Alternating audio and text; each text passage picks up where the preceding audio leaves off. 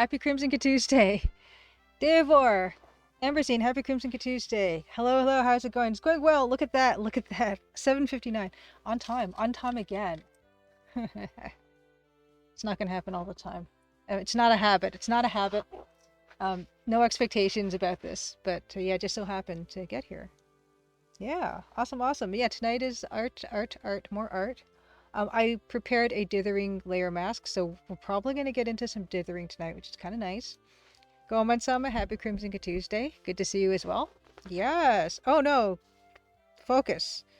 Focus. Hold on. Okay. I'm gonna make myself focus. Give me a second. Mouse Miss, happy Crimson Tuesday. Yes, it's becoming a habit. No. No, I don't know why I've just been on time and stuff. I apologize. I apologize for being on time. It won't happen again. Of course, we're going to do art tonight, and then we're going to follow that up with Legend of the Sword, which we might get to finish tonight because apparently the actual playthrough doesn't take very long, like less than 20 minutes. So I anticipate we might be finishing early tonight because I'm not going to start anything new today because I haven't prepped anything new in terms of Let's Playing. But yeah, it might be nice to polish that one off. Phantom Fellows, thank you so much for the sub. Happy Crimson Tuesday. Wonderful, wonderful. The most Canadian thing I've said all year. What did I say? What did I say? Awesome to see you, Phantom Fellows. And how is Phantom Fellows? How are you doing? And how is Phantom Fellows doing? If I could separate the two. Oh, apologizing for being on time. Yes, apologizing for being on time. Apologizing to objects when you bump into them. All these kinds of things. Yeah. So let's see. What we're going to get into is I actually changed where I can look at my comments. I'm going to be looking over here now instead of down. So we'll see if that's an improvement. Draft Key, happy Crimson Tuesday. How are you today? How am I today? I am doing pretty well. I'm still working on second room of chapter 6. It's going pretty well. And yeah, I'm just kind of getting into the swing of things with how I'm doing a certain type of asset, and it's looking okay. I'm not totally sold on it yet, but I always tell myself I can go back and adjust it later if I want to. I just need to get it done. But yeah, that's where we are with that. Also, I can ask. Oh no, no, no, no, no, no! Let's not do that. That's not what I wanted to show. Turn it off. Turn it off. I didn't want to show that. I wanted to show. Today I released the Crimson Gazette, the May edition of the Crimson Gazette. I do it that about mid-month every month, and so that time has come again. And I was going to show you guys, what has been in the latest edition of the Gazette. If you haven't gotten a chance to read it, I'm going to give you a quick Cole's Notes version of this month's Gazette. Oh, Monkey Toupee, good to see you. Happy Crimson Tuesday, and thank you for the resub. Fantastic, fantastic, fantastic. Deluxe Tux, happy Crimson Tuesday. Hello, hello. Oh, Snowy Pine. Wow. Good evening. Good evening, Julia. Good evening, Snowy Pine. Happy Crimson Tuesday to you as well. Wonderful, wonderful to see everybody tonight. I'm just going to get into a quick overview of the newly released Crimson Gazette. As you may notice here, there is a long white rectangle in on the screen right now, and what that is you can subscribe to the Crimson Gazette if you so desire. You can get each issue direct to your email box, and it's a nice way of keeping up to date monthly on stuff that's happening with the Crimson Diamond. But I will also go through it here real quick. Let's take a look. Okay. Yeah, I also wanted to mention there is a high visibility version of this as well, because I know that sometimes reading light text on a black background is a bit more difficult, and upon request, I've made this other version where you can have a slightly bigger type size and white on black type. Either way, happy Crimson Tuesday. What? Getting an email that isn't spam? Sign me up. Indeed. And in fact, now that Edenwith is here, I can give the developer update, which I kind of already did anyway. There's not really much to say. Oh yes, and thank you. Yeah, I'll talk about the Mother's Day card. But the developers update. Oh my gosh, what just happened? What just happened? Everything. Thank you so much for the bits. Oh my gosh. I just got a huge level 1 complete hype train notification, and it kind of startled me. Developer update. Yes, I am 75% done, second room of chapter 6.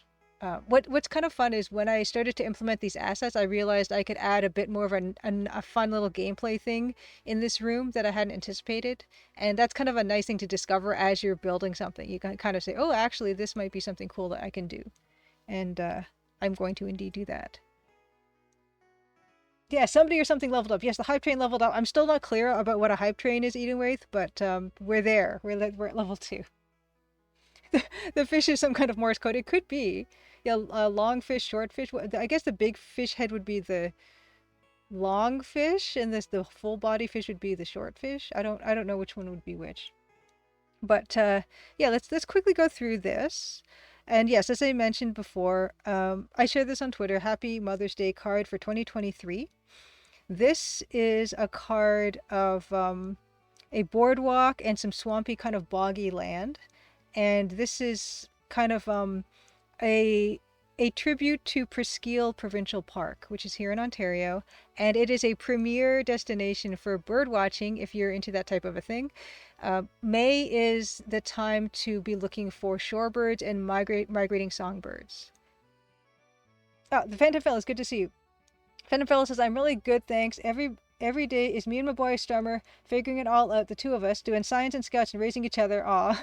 And the Phantom Fellows dev is going great. I'm working on day 7 now. Last day, oh fantastic. Currently doing the last 3 rooms. Just like me, I'm doing the last 3 rooms on my last gameplay chapter. Just finished the GUIs. Thank God they stressed me out, and then I encode the day, play beta test, score it, and I'm done. That's fantastic. Oh my gosh, you're well on your way, Phantom Fellows. Keep up the good work. And good luck. Good luck. That sounds amazing. You're doing amazing. Yes, eat away. Dido Immortal. Yes. Oh, wow. Robot Spacer. Thank you so much for the sub. Wonderful to see you, by the way. I've been just watching today as I was working on my Chapter 6 Room 2. I was watching your VOD on your world builder and making the cat on the armchair bit. That's where I'm at right now. And your cat drawing is so cute. Robot Spacer. Let's give you a shout out here. Robot Spacer, amazing streamer. Robot Spacer. Not only does Robot Spacer stream making games in World Builder, which is this old Macintosh game maker, which has been amazing, and taking viewer feedback about and suggestions about what to build and what to name the cats and the dogs in his game. But he also plays adventure games on stream. He recently finished Kathy Rain. Currently playing Mystery House, I think. Yeah, I'm really looking forward to finishing off catching up on your VODs. Galera Dragon, thank you so much for the sub. Fantastic. Galera Dragon, another wonderful streamer. Let's shout out Galera Dragon. Wonderful to see you folks. Oh my gosh, what a wonderful evening. Galera Dragon oh my goodness, a while ago you were streaming like NetHack, I think, something like that, which I've always been fascinated with. I actually have a version of NetHack on my phone, but I don't think I really got super into it. But it's amazing to see how well you know that game. I'm not exactly sure what you're playing right now, so please update us on what you're playing right now, because I don't have the fancy Twitch macro that tells me what you've been streaming currently. But you're a wonderful streamer. Can't stay long. Dinner about ready. Spied the hype. Could not resist. Oh, wonderful, wonderful. Enjoy dinner. And happy Crimson Tuesday to you. Ooh, my goodness. So Phantom Fellows is saying, looking to release this year. Oh my goodness. So exciting. So exciting. Amazing. Wonderful.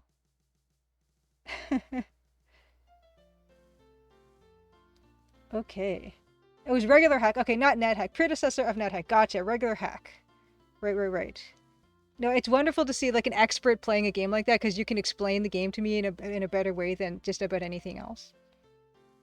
Okay, Deluxe Talk says, Kathy Rain gets a bit wild toward the end. I think the front 80% is much better than the back 20, but it's a good game overall. I do have to get back on that one, because the original game was made in Adventure Game Studio. That's it, and basically by, I think, one guy or a very small team.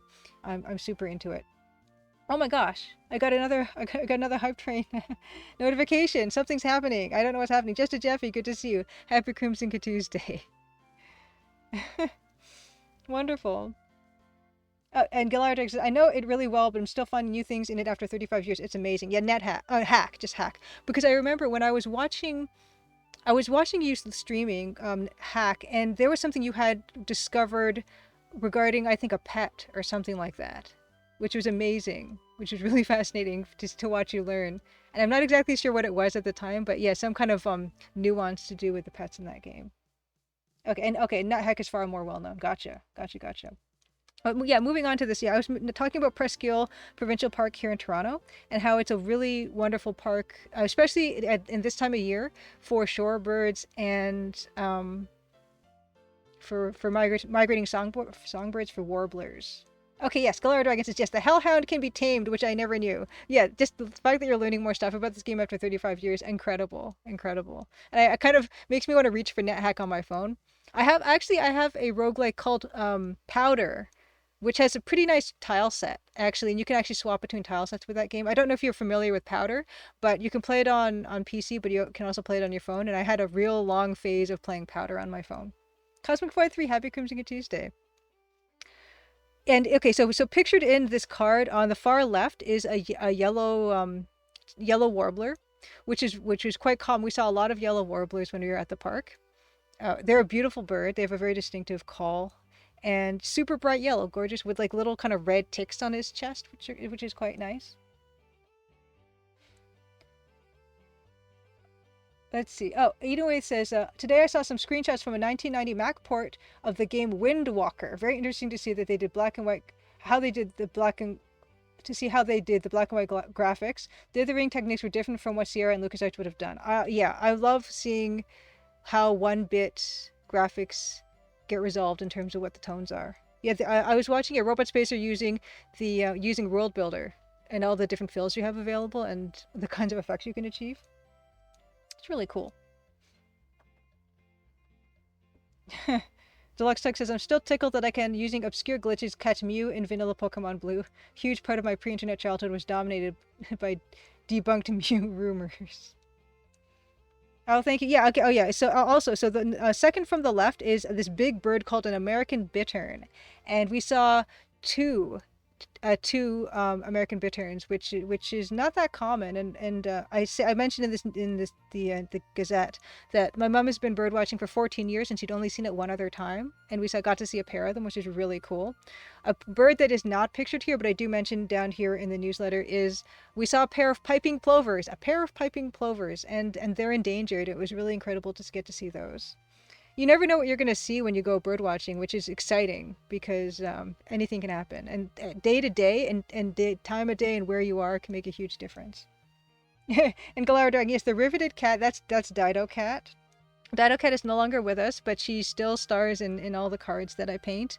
I paint Mother's Day cards and things like that, and for various occasions.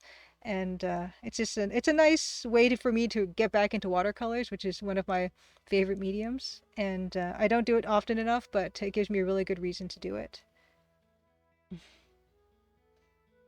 Yeah, she was the sweetest cat. She was the last cat that we had, and she was a real darling. Just above Dido's head, in fact, is a yellow-rumped warbler, and that was also something pretty common we saw in Presqu'île Park this year. Another beautiful bird, very distinctive markings, and super easy to identify. Some of these birds can be kind of tricky to identify, but I love the ones that are just, there's no mistaking them.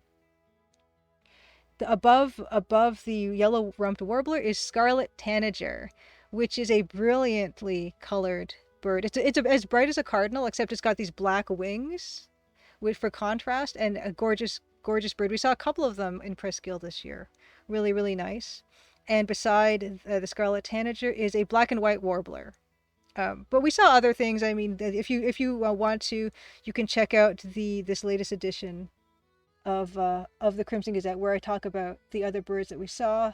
And J should be where you can, the dev blog. Yeah, there's a link to the dev blog where you can see all of the Crimson Gazette issues all in one long scroll, which can take a while to load, and I'm sorry that I haven't organized that a little bit better. Other things I wanted to share with you guys is Adventure Game Geek bought a bucket hat. Look at that embroidery. I'm really looking forward. I ordered my own bucket hat, not the black one, but the khaki one, and I cannot wait to get some really good quality photos of the embroidered hat. But super impressed by how that turned out. And super impressed by not only that, but how fast it shipped to the UK. Game Dev Jeff, thank you so much for the reset. Fantastic. Happy Crimson Tuesday.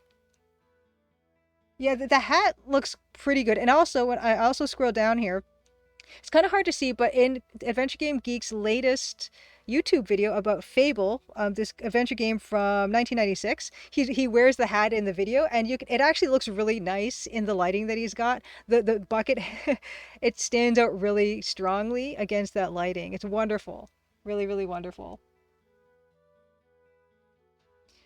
Devoir asks, is that hat one of those Asian circumferential brim hats? The fold in the middle looks different. I'm not sure. It just called a. I think the fold is just from it being shipped. It's just probably just folded to fit in like an envelope or something.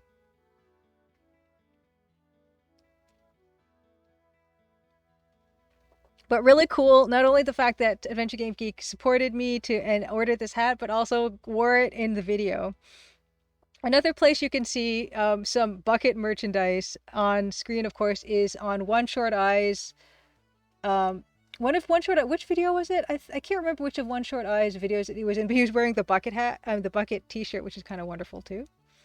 But yes, the bucket hat comes in khaki, gray, and black, which is pretty cool. And also speaking of just to Jeffy, you did the cheer, and I asked you, and I wanted to include this wonderful photo that you had of this last week's stream, and of your beautiful big box collection. Like, check this out. This is like your little corner of big boxes. Wonderful. I see a lot of familiar boxes here, and you're just saying about in your tweet, it was really sweet when you tweeted about how we've got a nice community here, and indeed we do. This is something I look forward to every week, and it's really nice to have you guys here with me, to be here and to just hang out. It's nice to hang out. Onward, we also have these are Francisco Gonzalez commissioned me to do these mystic cards for his game Rosewater, and last Gazette I showed these. I didn't show the full set because I don't think they were all done yet, but they're all done now. And oops, oh no. And here they are. I'm pretty pleased with them. I'm so grateful that Francisco did ask me to make these cards for him, because I've said many times that Francisco is one of the reasons I started developing an adventure game studio in the first place, because I saw his Ben Jordan series of games. And let's see here. Yeah, and you can definitely check out Francisco on Grindaslov. Oh, maybe not that first one, that first link. I think that one might be down. But yeah, on Twitter and on Twitch, he also streams on Wild West Wednesdays at 1 p.m. And also, please wishlist Rosewater so you can check out these wonderful cards in game when the game does launch, most likely this year. Okay, yeah, Robot Space. Yes, the Owl Quest. One Short Eyes YouTube video for Owl Quest. He is wearing the EGA bucket t-shirt. And I did order one for myself too, and I can't wait. I can't wait to get it.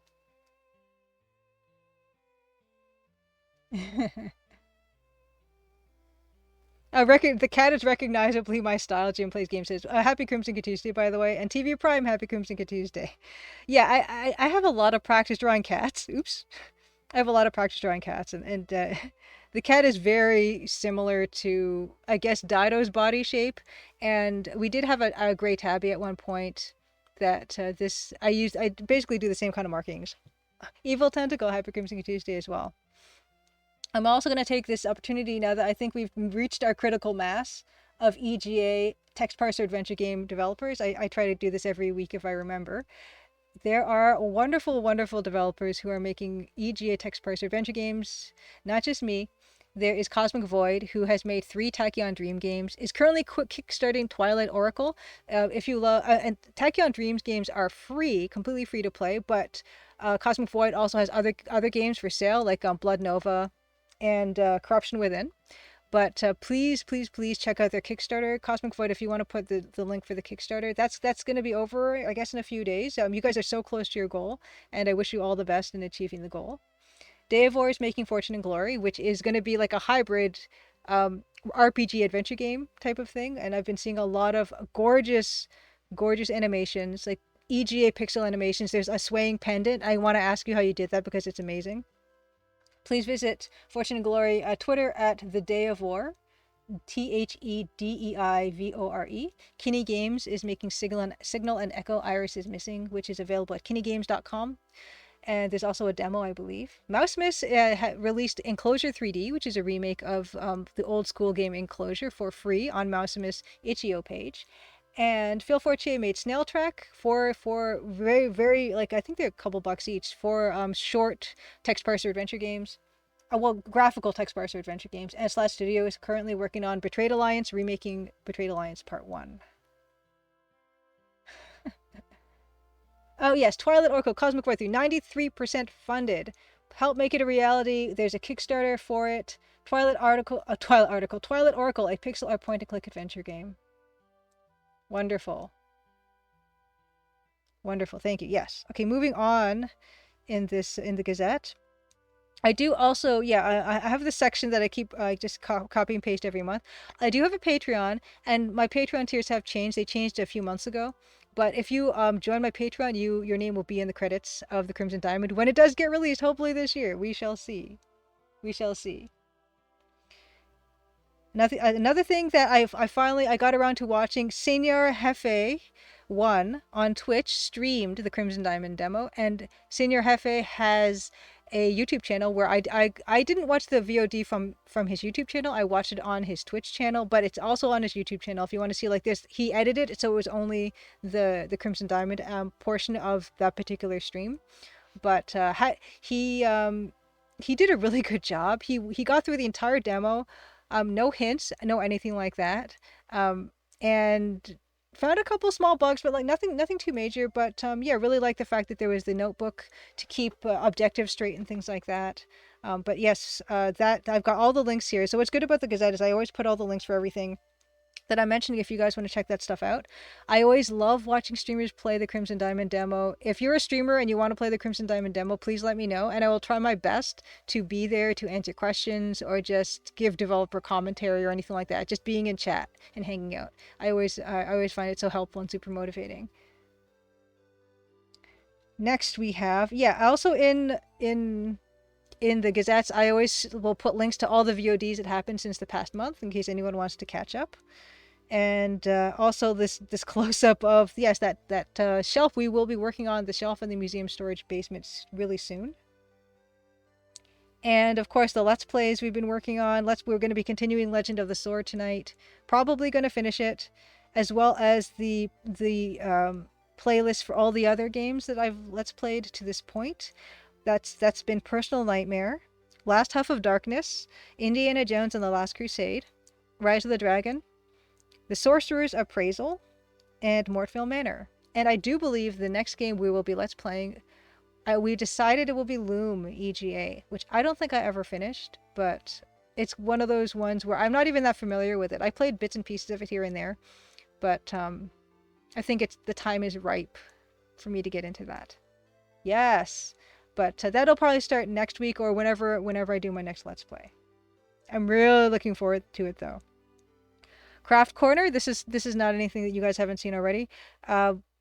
Work on the cross stitch. This is nearly finished, and I do believe my next cross stitch project will be a Legend of the Sword cross stitch. My first EGA fan cross stitch will be a Legend of the Sword cross stitch of the end, like the little death message we get so often in that game. But I really respect this game so much. The UI is amazing. The game is actually really good and really solid.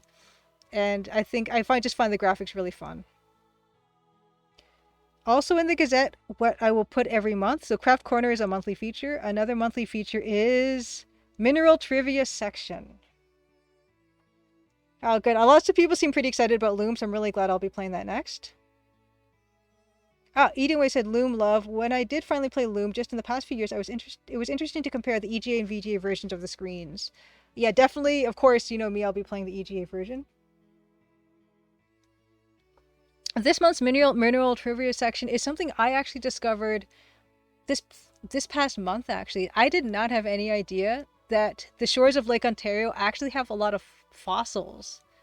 And the reason I never thought about this and I never really looked for them is because often you find these fossils in this like kind of a really plain looking gray rock, and I never really looked twice at those kinds of rocks because I was looking at the shiny rocks and the sparkly rocks and the ones that are, the quartz, the translucent rocks, the rocks that are really brightly colored, and I never looked at the gray ones. But I read that Lake Ontario actually has a fair amount of fossils. I started looking and I was amazed by the variety of different kinds of fossils that I did find.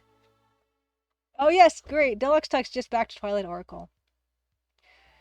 This is something I'm really excited that I've got another type of rock to look for. Yes, Seagull 2000. Happy Crimson Tuesday. These are fossils I've found on the shores of Lake Ontario. There is an amazing variety of not just fossils, but I've showed you well on my Twitter, and I think even yeah on the Crimson Gazettes I've shown like garnet that's in rock, iron pyrite. I think I tweeted about quartz, some beautiful quartz. I've made some beautiful quartz into a necklace. And yeah, I'm just there's treasure. There's just treasure all over the place. Just if you just take the time to look and see.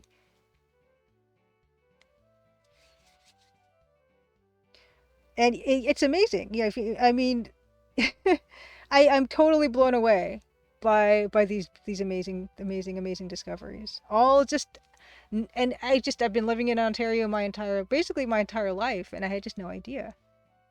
Yes, new hobby. Yes. Oh my gosh. Honestly, ever since I started making the Crimson Diamond, I've always liked rocks, but I've kind of taken it to a whole other level with the rocks now. In fact, even this necklace is created because I started paying more attention to rocks and minerals, and this is a lapis lazuli cabochon that I bought. I did buy it, but then I glued it into this setting here to make my own necklace because lapis lazuli is one of my favorite stones. It's not a mineral because it's actually a conglomerate of different kinds of rocks, but lapis lazuli was originally used to make ultramarine pigment in the kind of like the pre, I guess, Renaissance and pre-Renaissance times. It's an incredibly bright, light, fast blue. It's gorgeous. And actually, if you go to museums and art galleries and you see old medieval paintings of like the Virgin Mary who's wearing like a blue shawl, it will be ultramarine pigment. And it's going to be so blue and vibrant because a lot of the other paint pigments that were used at the time weren't very light fast. They would fade, but ultramarine doesn't. And what you get left with is this incredible blue that is persisting through hundreds of years, and it's really something to see. But yeah, I've leveled up my rock knowledge and also just looking for rocks in the wild so much since making the Crimson Diamond. I have a monkey tube. I have a bunch of it in Minecraft. Yes, Dave Boy, this is like a selection of like my finest pieces now that I've started just last month collecting fossils. Yeah, yeah. What's amazing is Deluxe Tux. It's amazing that this pigment does not fade. And even back in the Middle Ages, when they were using this blue for illuminated manuscripts, the best lapis lazuli was from Afghanistan, and it would have to travel through all those trade routes to get from Afghanistan, to Ireland or Scotland or places where they would use this pigment. And you can only imagine back in like the 1500s or 1400s how amazingly distant Afghanistan would feel and how it'd be this place that you get this amazing, beautiful pigment. So that's the reason why lapis lazuli is one of my favorite stones. And yeah, good old Crimson Diamond stuff. Also malachite. Malachite's another favorite of mine because that was used for a green pigment, although malachite is quite poisonous, which is not so great. Artistic Coolies says Happy Crimson Tuesday. Yeah, Dave, I spent a lot of time on the shores. It's funny because you can't really rely on birds to be there at one time or another, but the rocks will always kind of be there, which is kind of nice. But yeah, if I take my mom to like a park and we go bird watching, and there's a lot of times bird watching is best along the lakeshore, and it's really lucky in Ontario we have a lot of lakeshore to explore, and whenever we go bird watching, and I started just looking at the rocks that were on the shores, and that's why I I get this opportunity when we're bird watching to also do some rock hounding.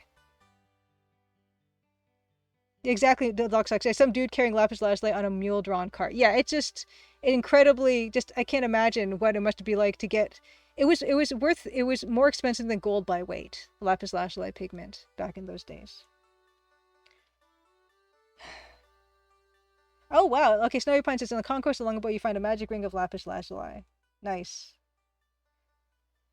Oh, wifey gets into that with shark teeth on the beach. Oh, wonderful. Yeah, it's amazing what you can just find if you just really pay attention. But yeah, that is this month's Gazette. And yes, if you are indeed interested in receiving this as something you get every month in your email box, you can definitely subscribe. There's a subscription link at the top of the dev blog. There's a subscription link at the top of the crimsondiamond.com if you visit there as well. But of course, at every opportunity, oh no, I forgot to put this. I forgot to share this on my Patreon. Oops. But yeah, I post the Crimson Gazette link on Twitter, on Mastodon, on Crimson Diamond Facebook page, on Patreon, which bad me, I forgot to do that this time around. But yeah, if you don't want to get the email, I try to show this at every opportunity. But email is kind of nice because we're there's always a piece of advice that goes around in terms of the social media, the volatility of the social media landscape. It's really nice to cultivate your own mailing list because as we've seen with Twitter, and of course like things like MySpace and all these places, I mean, they're kind of transient. You can't really depend on them to be there all the time because you don't really have control over that. But if you have your own email list, you have 100% control over that. And it's also another reason why it's really important to have your own website, because you can't just rely on running your business on Facebook or on Twitter or anything like that, because these things can go away at the blink of an eye, and then you're kind of stuck on all the hard work you've used to build on those platforms can evaporate, which means we need to not all the eggs in one basket. Distribute the eggs. Oh well, it's almost been a year since you logged into Twitter, Deluxe Talks. That's okay. So there's another thing. So apparently, what is happening now with Twitter is inactive accounts are being scrubbed, and apparently, it's happening not even like a year. Apparently, if your account is inactive for, I don't know, I think I saw on Twitter something like 30 days, your account can become deactivated. So be careful about that. It's really scary. Really scary. Just have no idea. But yeah, that's the dev blog. I'm going to shut that off now. I think that's pretty much all I wanted to show. We're going to go right into it, I think. Oh, ooh, we're going to show the Crimson Diamonds trailer, and then we're going to get into it. Oh no, Deluxe Lexi, I don't know. As with anything that gets announced on Twitter, I don't know how legitimate or how well executed, or if it will in fact happen. We just never know on Twitter because of what's happening and who's running it and stuff. But yeah, be careful about it might so happen that your account can be deactivated if it's inactive for an extended period of time, and maybe not even that extended a period of time. Okay, Bounce Smith says Google announced today they will also be purging inactive accounts with 4 months notice. Yeah. Again, that just underlines my whole thing about have your own website if you're a developer. Try to cultivate a mailing list. My mailing list is it's not really that big right now, but hope it's not nothing. It's not nothing. It's quite small compared to all the other media following stuff, but it's important. It's important because you want to be able to control what you can, and when those things fall by the wayside for whatever reason, you don't want to be kind of left in the lurch. But let's play the trailer. I'm going to introduce myself. Happy Crimson Tuesday. I'm Julia Minamata, and I'm the developer of the Crimson Diamond. And maybe I won't be developing the Crimson Diamond after this year because it'll be done. Hopefully, we'll see. But I do all of the work except for the music. We have Dan Polakar doing that. Dan, of course, is busy.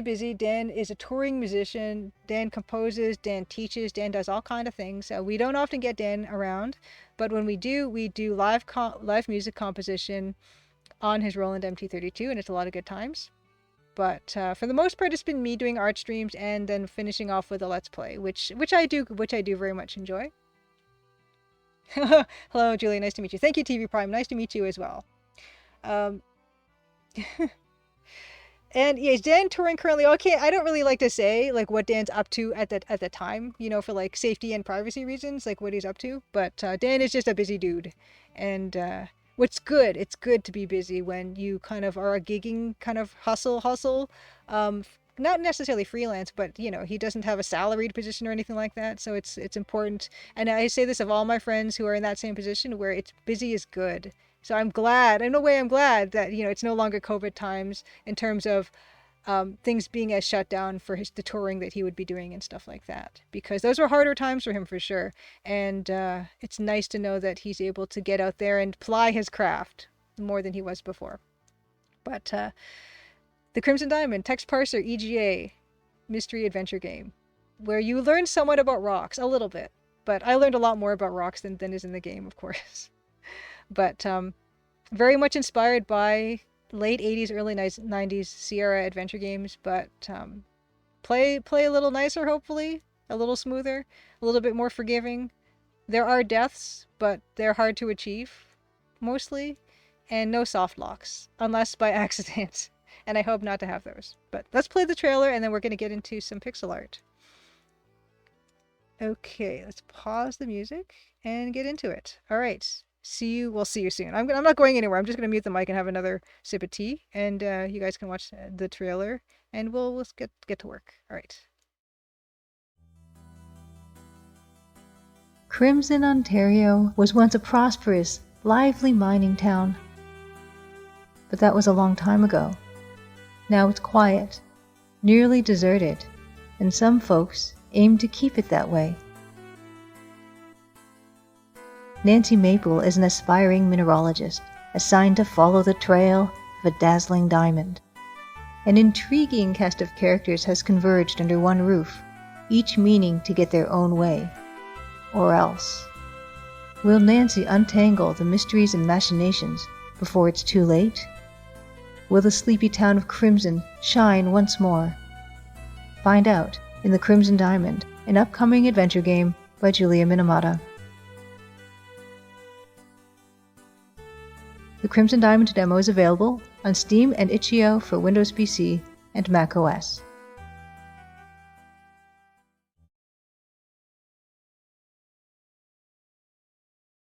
Okay, wonderful. Let's move on. Move on to what we were working on, which is this piece here.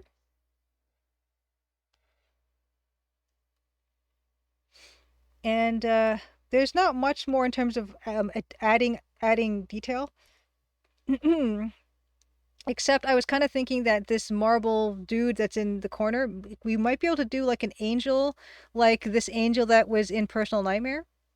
And I found this kind of reference of another full body of the angel that maybe could be a similar kind of a pose for this angel. I might do that. And also, yes, I also can start dithering because I did bring a dithering mask into this here. That's kind of hidden right now. Yes, jam-packed with goodies. Jam-packed with goodies. And yes, Golden Wake is one of Francisco's games, of course. And yes, very much into like 1920s history. And that's also something that I'm into. I really love the 1920s in terms of history and design. And I do own Golden Wake, but I have not played all the way through it. And now I'm looking at this and I'm thinking, oh my gosh, this tapestry, I need to change the way that the angle is on this or something. It's kind of bothering me. I feel like I want the angle to be different, but then I'd have to change the angles of everything else. So never mind. We're not going to do that. What we are going to do is we're going to work on this fellow, which is, yeah, this guy here. And in fact, let's bring him to the forefront. Click and drag. And we'll see if we're going to totally replace him or what. Wow. Yes, there's a lot of stuff in this room. Stuff. Okay, great. This is statue. Let's see if we can make this kind of more of that angel, or if that's going to be too attention grabby, or it takes too much space. But in fact, let's turn this one off for now, actually, and just start fresh. Angel.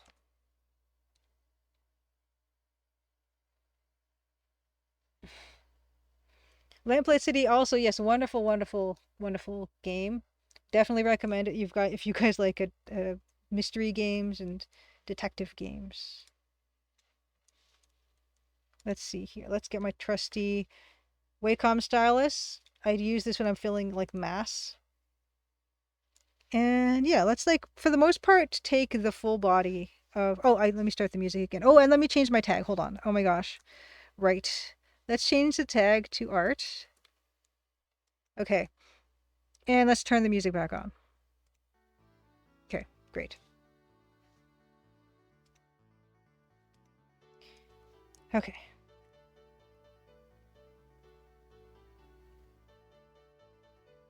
Adventure Game Geek. Can't stay, but just drop by and say Happy Crimson Good Tuesday. Adventure Game Geek. Okay. Oh, I want to show you something. I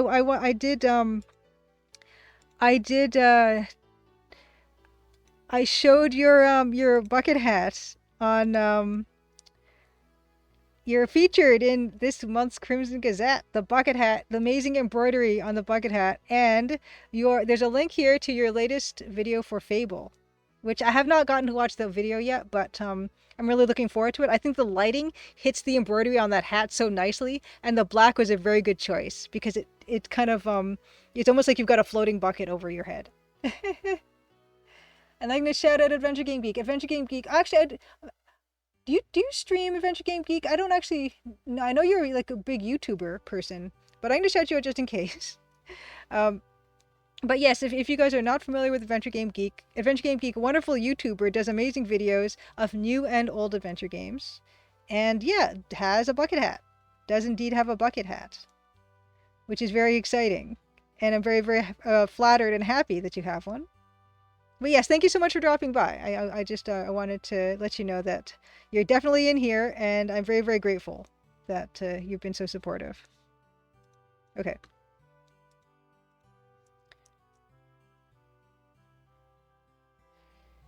Yes, there's a lot of stuff in here. We're going to try to put an angel type of thing in here. Okay, you really just do review videos? Okay. I do have a link to your YouTube channel in the Gazette.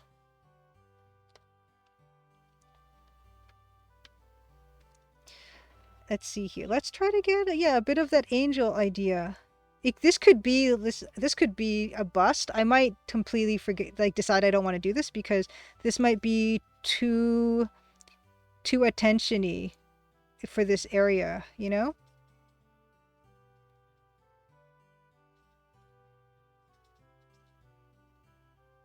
Last look, good to see you. Happy Crimson Good Tuesday. As usual, I'm just going to sleep. I'll keep you in the background though. I still can't wait to see your game come out. See ya. Oh, good to see you. Thank you for dropping by. Have a wonderful sleep. Happy Crimson Good Tuesday.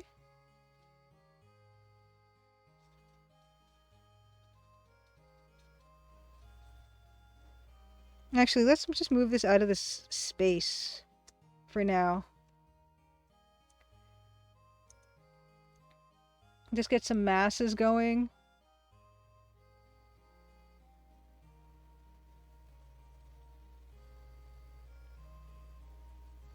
Oops. Oops. Yay! Adventure Game Geek says, I love that hat so much, I think I'm going to wear it more often in videos. That's amazing. That's amazing. It's so cool. And actually, you know, the Adventure Game Geek, I've mentioned this a few times on chat, but I remember meeting you after the Adventure Games panel in PAX East, and how you asked me to sign your Colonel's Bequest notebook that was in pristine condition. I was completely blown away that you would ask me to do that. I kept on asking, are you sure you want me to do that? It's in perfect condition. And no, you did, and that was wonderful.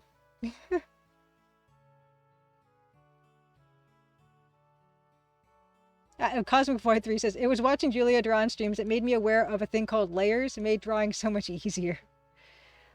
Layers are like a prerequisite for me for any drawing program, honestly. If a drawing program doesn't have layers, I'm very much not interested in it.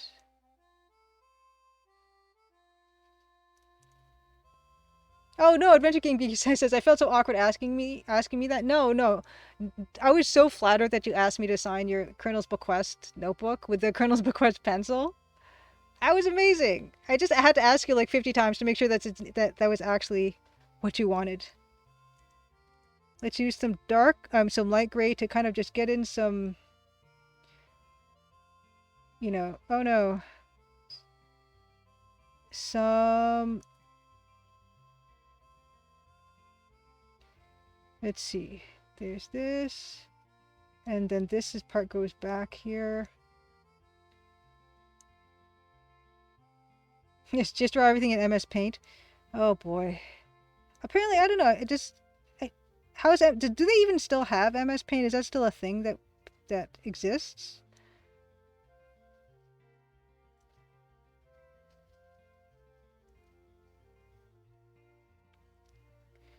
And actually, this would all be gray. This actually would all be gray. Then this.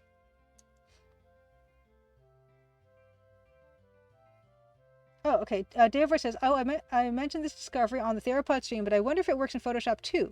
Can you hold Shift or Control or Alt something to make circle selections originate from the click point rather than using the upper left?" Yes, I think so. I think that is definitely a thing. Okay, what Deluxe Talks is talking about, what Dave was talking about, is usually when you make a circle, it's usually from the left, from the point, and then you have to drag, and it kind of is from a corner, not from the center. Oops. But if you hold something, yeah, if you hold a Shift Alt in Photoshop, it's from center instead of from corner. Yeah, that does work. Yeah. So this is just this is just the ellipse marquee, and I'm just clicking and dragging. But if you hold Shift, it'll always be a circle. If you hold Shift and Alt, it's always going to come from the center. Yeah. Yeah.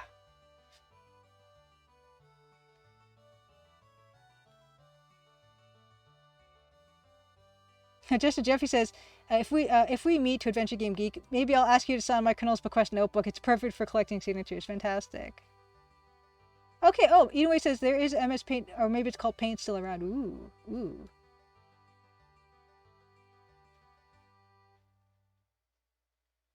Wow.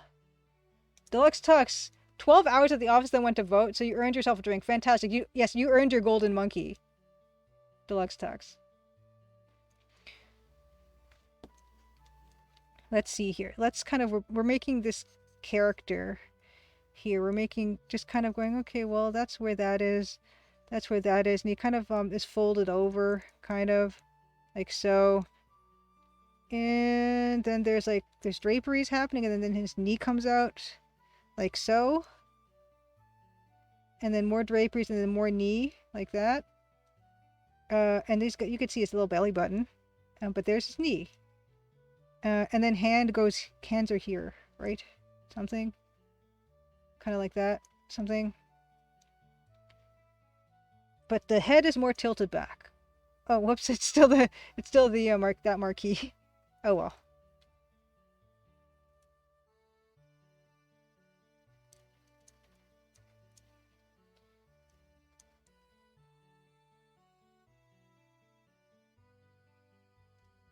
Oops.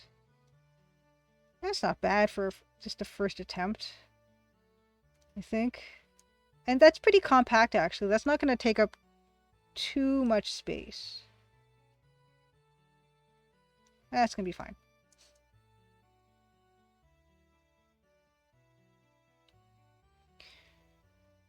Okay. And this wing actually needs to be further over, so we're going to put this wing further over, like so. And then hair. This person has hair. Like hair. Hair.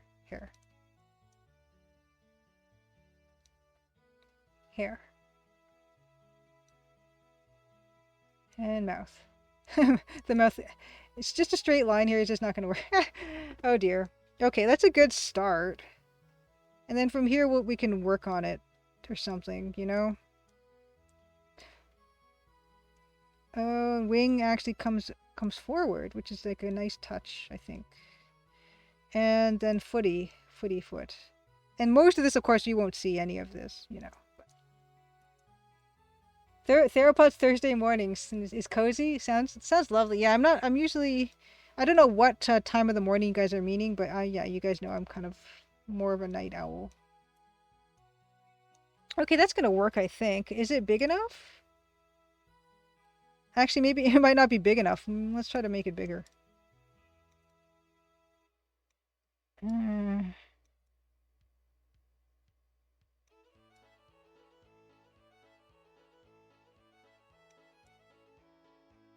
hmm. Yeah, it's not big enough. It's like almost life size. I don't like it.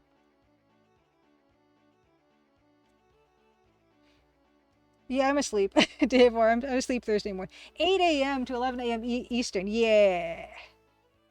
Yeah. Yeah, it's not my time. It's not my time.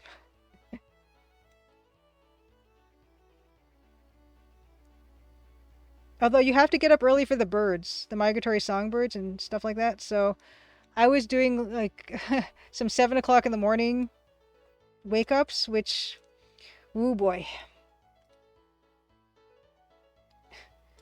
It's not my favorite time to be awake. Okay, so let's just get in here and let's get some detail. We're gonna use the face of the personal nightmare one as our reference here, because that's what we're. Although you know there's only so much you can do at this resolution. Oh my gosh, yeah, there's only so much you can do at this resolution. I'm gonna probably get in here with some of the dark gray too, because it's a little bit amusing right now.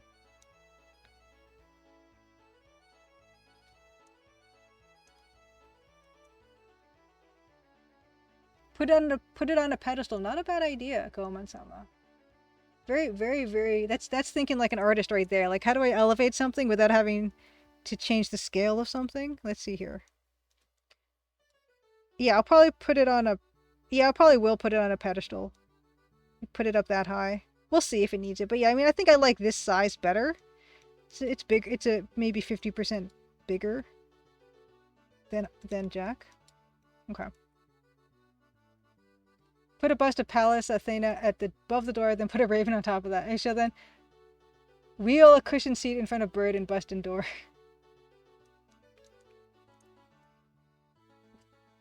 Bust and then the raven. Is it like an Edgar Allan Poe reference?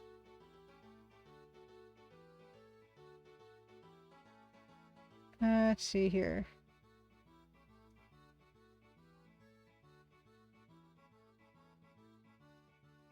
Oh yes, quoting the Raven. Gotcha. Anyway, yeah. Okay, that's not bad.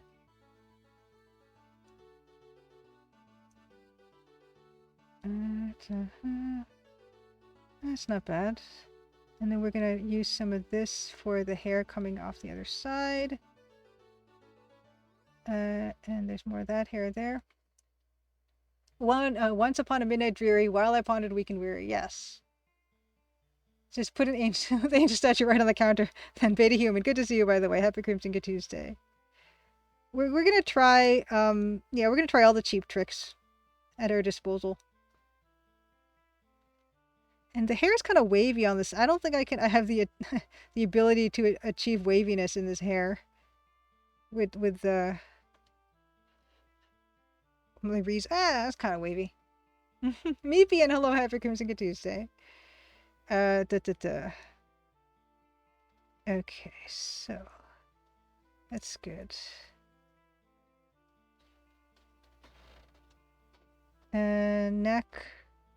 Maybe just a front suggestion of neck. Front suggestion of neck. Kinda. And then this, the collarbones is going up and up. And collarbone cast highlight.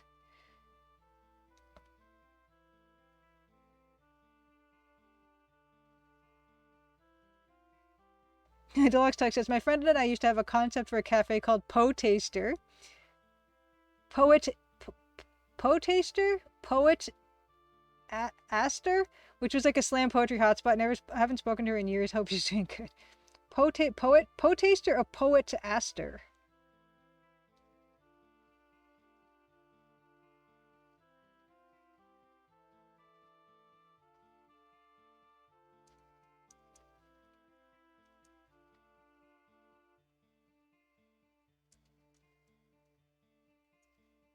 That's not bad. And this wing actually starts here. There we go. Poet taster. Okay, poet taster. A poet taster, but you also have a poet in there. Gotcha. Sneaky poet.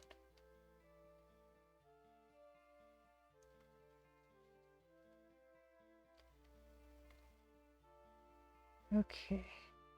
So there we have that and shoulder, and here come across and bend of arm. And I think for this part we're gonna need I will get into the darker color, but I try to solve this as best I can with just the two colors and then come in with that third color, which is going to be the dark gray. But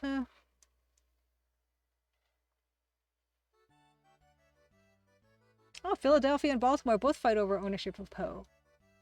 Why is that? Was he like, where was he born? And then I guess where did he die? I suppose, and spend the most of his years.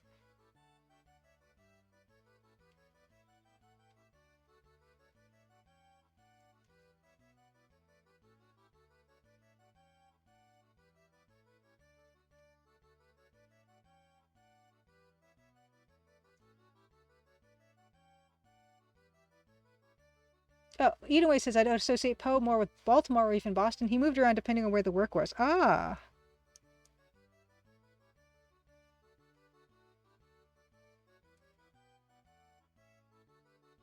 Yeah, I guess if Poe was alive nowadays, he would just work at his computer.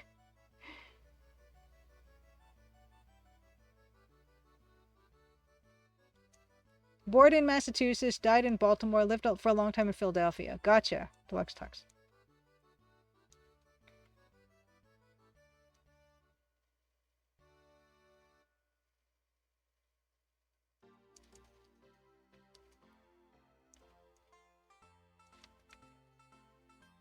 Oops. Actually, there's a little bit of a tiny suggestion. I think that's a negative space in this arm here. By the arm. Aha! Adventure King Geek only just unlocked a bucket emote. Is that not one of the follower emotes that I have? Yeah, I think it might be a follower emote.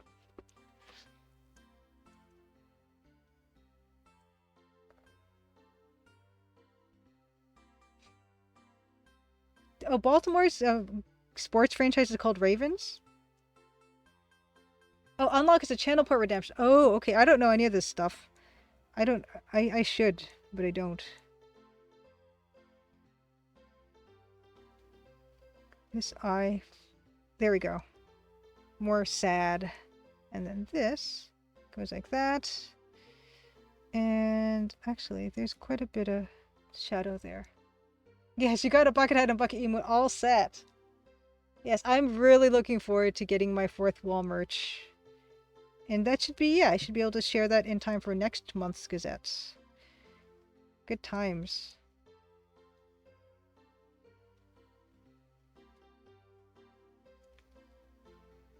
Let's see, and hands here.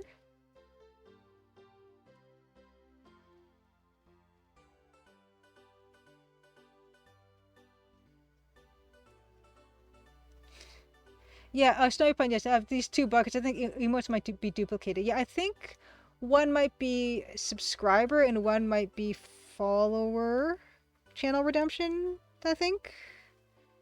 Maybe. Real Lady Elfie! Happy Crimson Good Tuesday. Well, thank you. I'm glad you like it. Yeah,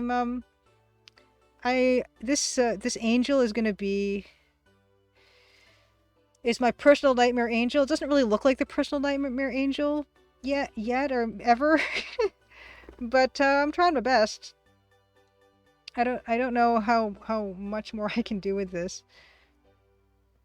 But yes, here is knee. Knees are more roundy, and you can see there's like that nice fold you can get in a knee, kind of like that.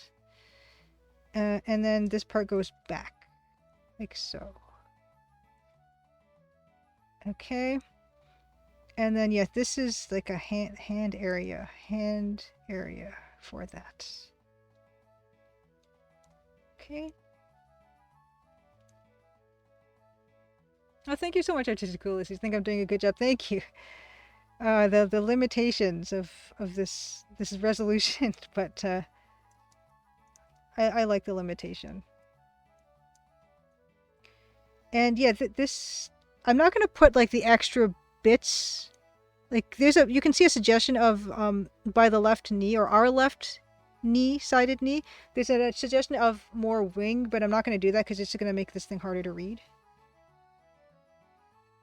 But we can still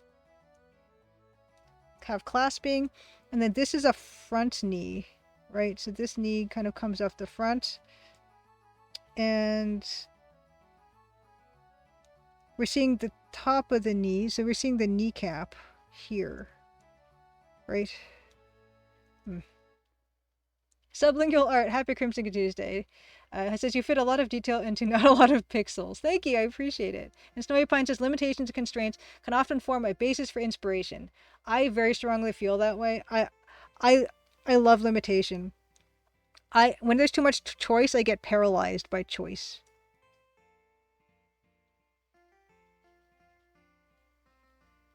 So this, and then here is, and then this comes down with more like that. Oh, show a fun book Just a Jeffy has redeemed. Now I do have something to show Just a Jeffy with you in mind, and your offspring. And I think I've shown this already on stream, but I think they're so great, and I actually think I think the vague age, if your kid liked that My Name is Fred, that ghost book, then this is the same age group, I think, and these are excellent. So I'm really okay. I'm going to show you guys this the book Redemption. Okay.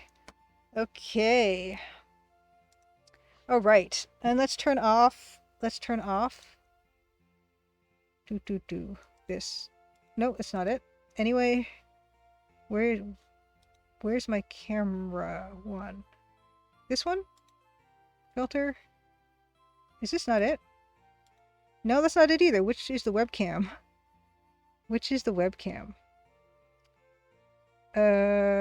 Is it locked? Oh my gosh, where is it? Really? Okay. It's not that one. That one's turned off. Okay, this one. Okay, good. Okay. Oh, wait. Video capture device. Okay. Filter. Okay. Great. Ace, good to see you. Happy Crimson Tuesday. And dual names, Happy Crimson Tuesday. Deluxe Text says, as a kid, I was petrified of ghosts or really anything involving themes of death. My Name is Fred is a wonderful little... It's a book with a ghost in it, but there's something about it that's super special. Just Jeffy. These books, and I have 3 of them. I don't have a whole series, so this might be another like thing for Amazon or thrift books or something. But I'll show all 3. These books, The Magic Road. Read the book again and again. Make a different story every time. These are choose your own adventure books. But these are choose your own adventure picture books. And they're really ingenious. They pack a lot of story into such a short amount of pages. Okay, Jessica Jeffy says, reading to my daughter at bedtime is probably my favorite part of the day. Always looking for recommendations. Fantastic. Okay, so for instance, so this is how it starts. My granny is ill. Go to page purple 4. So we're gonna go to page purple 4. So there's color coded, and then you can see they have giant numbers and giant colors, and so the numbers don't even go up that high, which means it's kind of easier for kids to follow. But I love the heck out of these books. Okay, so if you go to purple 4, Purple 4 says, you reach a crossroad where a strange figure seems to be waiting for you. You immediately recognize Rolfrid from the wanted poster you saw recently. I know where you're going, he says. You're taking that delicious basket to your granny. You should go that way. He points. Will you go the way Wolfred is pointing? Go to page yellow 5. Or will you go straight? Go to page black 3. Or will you turn right? Go to page yellow 3. So that's one of them. These are great. I think, your daughter would love these. There's also How to Wake a Sleeping Beauty. There's also Save the Three Pigs. Apparently there's another book in the series that I don't have called The Three Bears. And there might have only been 4 of these. Deluxe Tech says, I want to adopt a kid just so I can read to them at bedtime. I would read to my nephew and nieces at bedtime sometimes, and it's really sweet. It's a really nice experience. The Phantom Fellow says, what screen resolution are you using? I'm using 320 by 200 Phantom Fellows. Oh, Jessica Jeffrey says, fun. We recently got into Choose Your Own Adventure books, though. She gets a bit disappointed when we get an unsatisfactory ending. We always have to try again right away. Well, these ones are great. These are great. Like, she could probably read these on her own. But yeah, the original, of course, like, more older. I don't know how old she is, but those ones are good for, like, co-reading, I think. And actually, just to Jeffrey, there is actually a game version of Choose Your Own Adventure. And those are a lot of fun, too. And those are a lot of fun to play along with your kids, I would say. There are 2 in that series. If you just look up Choose Your Own Adventure game, you should be able to find them. But they play a lot like the book. They're almost kind of like, an adventure game. Choose Your Own Adventure type of. It's more narrative based, but there are some skill checks and stuff like that. Some really minor skill checks. But those ones are a lot of fun and not too difficult. But anyway, thank you so much, Just Jeffrey, for the redemption. And I always love being able to recommend you books for your daughter, because that having, books as a kid was always such a big part of my childhood that it's just nice to be able to spread that among other people. Chroma key. Okay, is that not that one? Is this one the better one? No, chroma key. Is that the better one, or is that too... no, that's a bit too aggressive of a chroma key. Let's go with this one again. Okay, that's fine. Although I do want to adjust it. Okay, good enough. Okay. Not getting the good Choose Your Own Adventure ending is a skill, as you shake my head. It's a fun game. If you want to get into playing like games and stuff with your daughter, Just to Jeffy, the Choose Your Own Adventure game I think would be a lot of fun. You read like this, like the pages are like cards and stuff. That's a fun thing. Cypress D, happy Crimson Tuesday. Back to what we were doing, which is this angel, which I'm using two different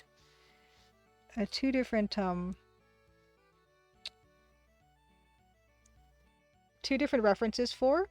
This is going to be our one of our personal nightmare references, and also just a nice little piece of statuary we're going to use for the game.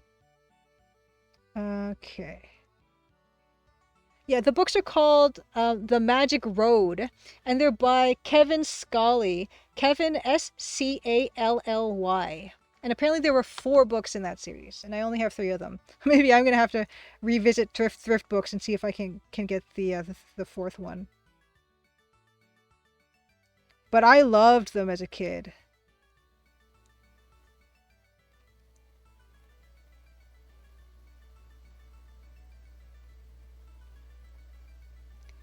Oh, Masters, I'm glad you're liking how the angel is working. Yeah, I'm probably gonna get into that 3rd color. Oops. Or maybe I won't. It depends if we can just get away with doing this in 2 colors or not, or if I feel like it's unsatisfactory. You know? Actually, but this wing is going to need a bit more detail, maybe. But the folds kind of go down like that. And the bigger crease is this one. Right. Okay. Yeah, I'm fine with games that only have one ending. Speaking of bad, anyone played Metaphobia lately? I have not. I have not.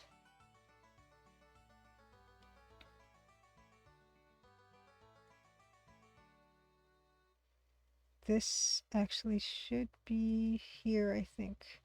There should be quite a strong taper here.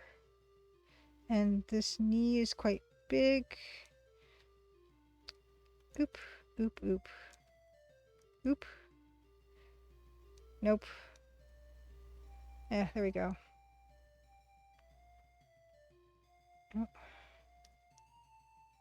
And then a bit more of the drapery comes to the front here. In front of the knee. Bill Kuhn, happy Crimson Good Tuesday. Good to see you.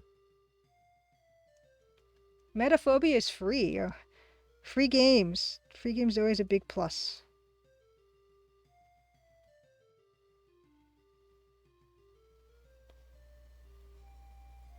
And let's work a bit on this wing. Let's do a little bit of preliminary dithering, I think. Maybe we don't even need to do another color of this if we're gonna do some judicious dithering. Oh, quite the twist ending, apparently, of Metaphobia.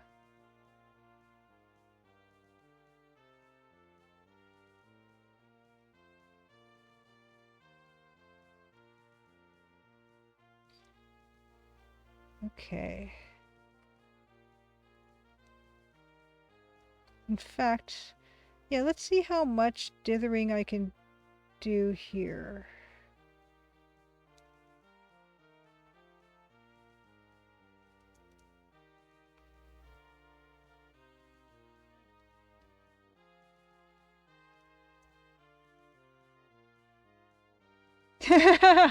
Oh, Phantom Fellows, that's really sweet. Phantom Fellows says, "Hey, Maple Mystery, you're crazy talented and born for this, and I don't say it enough." Oh, thanks. I appreciate it. I don't know about born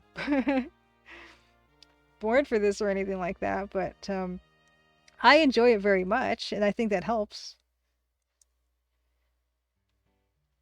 Let's see here.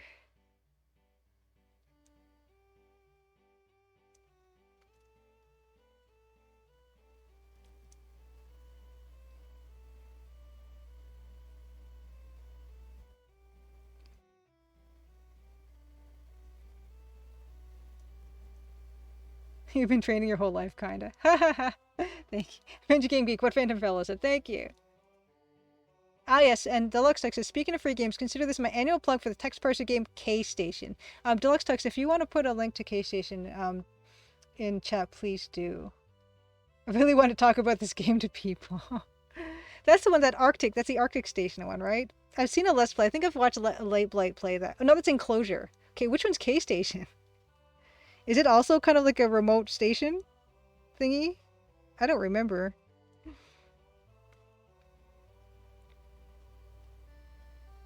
Okay, we're gonna get into a little bit of this aspect. Okay, thank you. Yeah, Steam, there's a...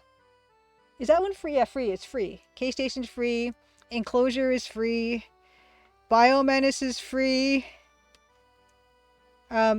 I think Flight of the Amazon Queen is free. Beneath the Steel Sky is free. Station on Mars. Okay, has a sort of Groundhog Day time loop mechanic. Ooh. Ooh.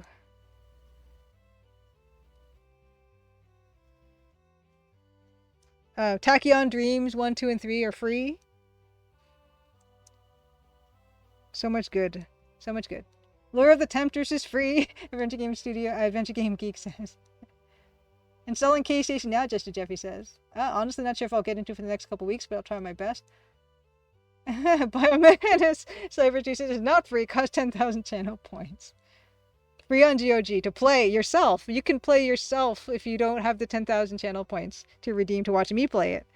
You can definitely play it to your heart's delight, and I do recommend that you do because it is a fantastic game.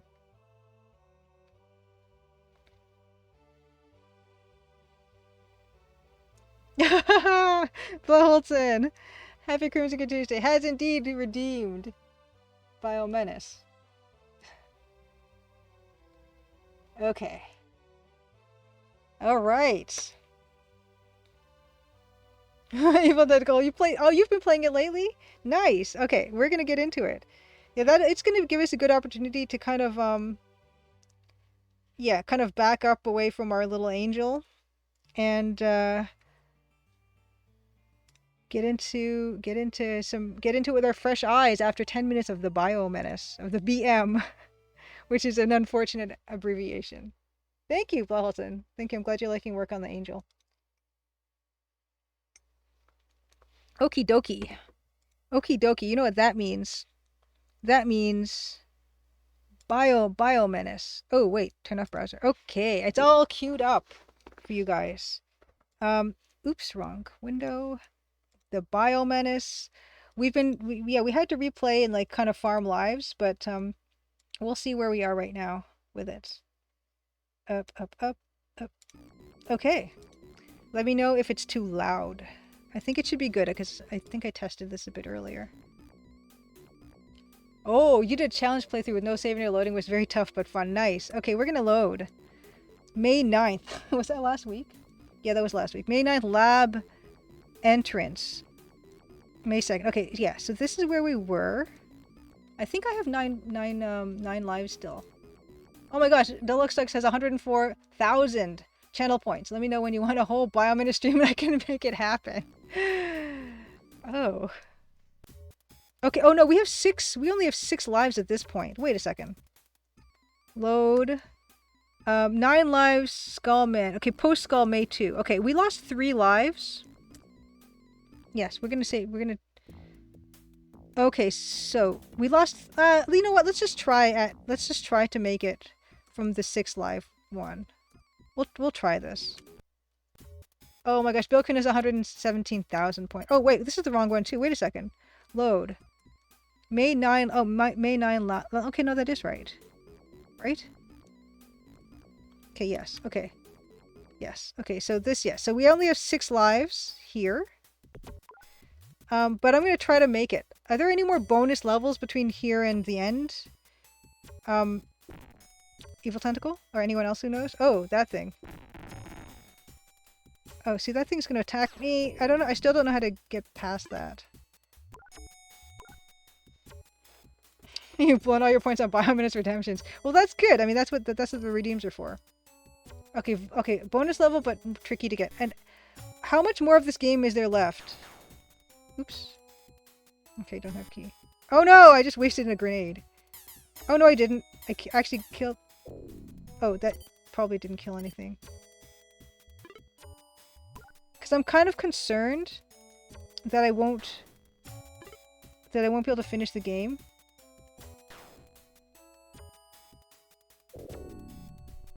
With pretty close to the end. Okay, that's good. That's good. Okay. I won't be able to... Oh, time check. 9:17. Okay. From 9:17... Oh, come on.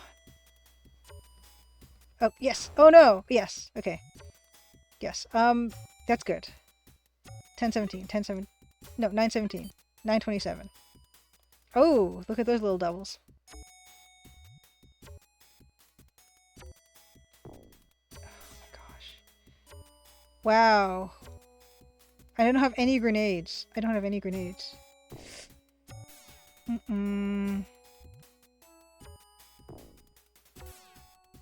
will catch up. Oh no! Oh, in the face. In the face. Nope. Okay, at least there's a health kit there.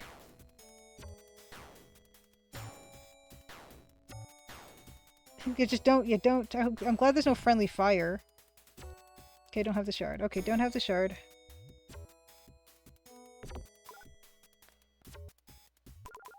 Okay.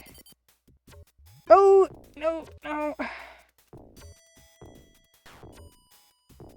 my gosh. Okay, there's the shard. Fantastic. I like how a translucent bubble blows up into giblets.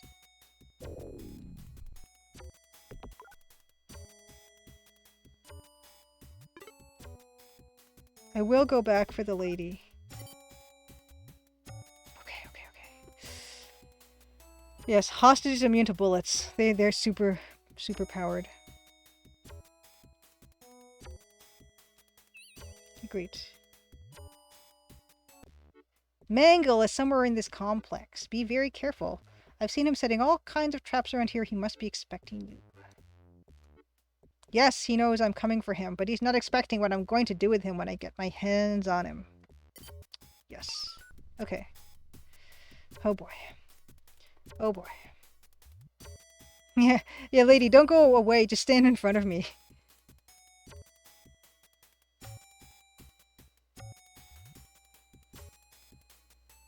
I wonder if I should go back and open up those other doors.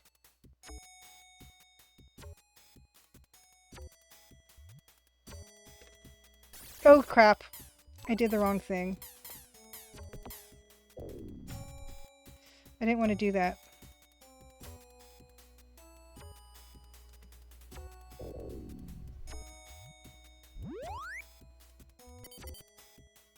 Ooh. Wow, my timing is terrible. Oh my god, he just got me. Okay, there's a med kit there. I don't need it yet. Oh, come on. Just humor me. Okay, there we go. Time check. Okay. I have 7 more minutes. Okay, this is good. This is good. Sorry about chat. I will catch up. Yes. Okay. Come back here. Okay, good. Okay. Oh, Phantom Fellows! Oh, saying someone's good night. Good night, Adventure Game Geek. Thank you so much for dropping by. I will catch up on rest of chat, though. Later. Don't forget the medkit. Don't forget the medkit. We have a... Oh! Ouch. Don't forget medkit. I love how high he can jump. It's nice. Oh, these guys.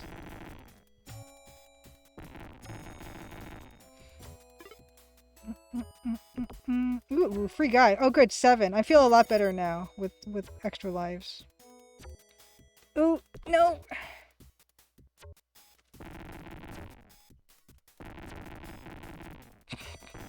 There we go. Time check. 6 more minutes. I'm really encouraged by the fact that I'm almost finished. But there's also like 4 more of these games to play, which I'm very happy about. Oh!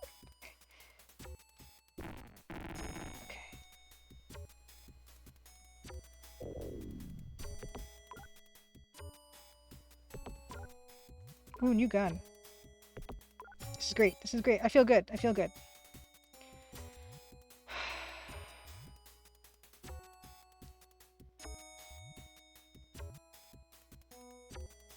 Okay, don't forget there's a med kit down at that lower level.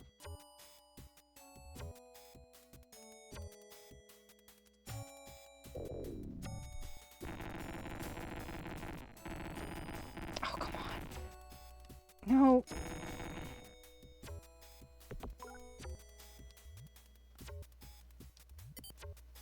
Oh, there's another medkit. They're being really nice to me right now. I'll save that one, but I'll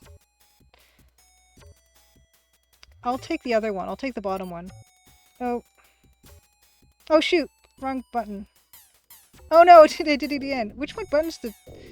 Oh, that's the... Oh, my gosh. I just wasted 3 grenades. Oh.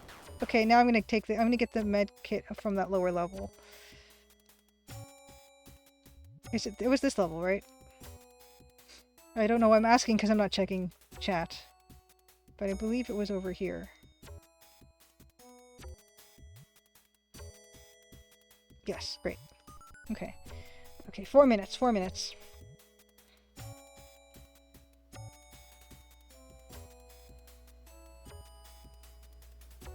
Oh, and I should also do my Bio Menace link. For anyone interested in playing this game yourself, this is Apogee 3D Realms 1993. And there's a link to the GOG, the free GOG version. Okay, that's the one. Why do I keep forgetting how to... I play this game a lot and I still forget which is the grenade button. Just on the fly. I don't know why that is. Oh.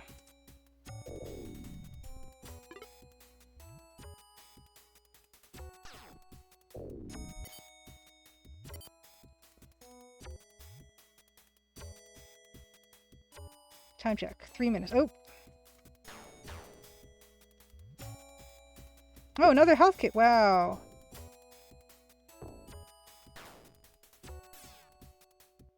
They're being suspiciously generous right now. It's kind of freaking me out. Ooh, a little statue. Oh! Oh! Greetings, Mr. Logan. You will never stop me. I will kill you and toss your bones to my critters. Is this boss? Okay, I'm gonna just quickly catch up on chat before I do whatever this is. Okie dokie.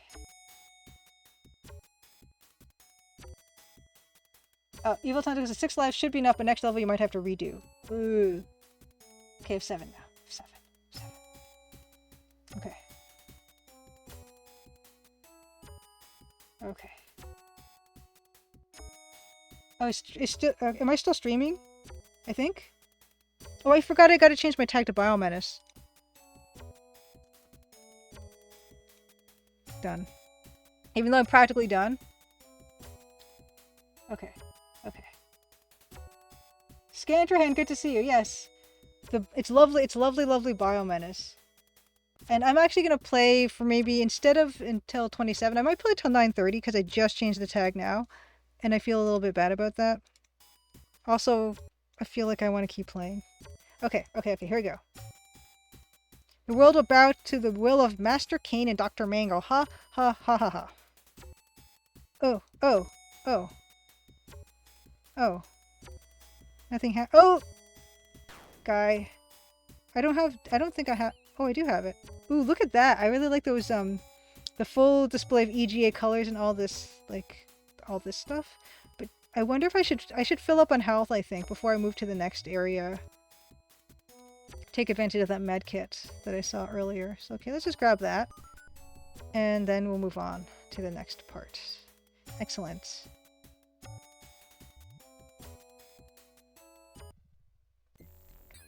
Okay, I should save it. Save. This is May 16th.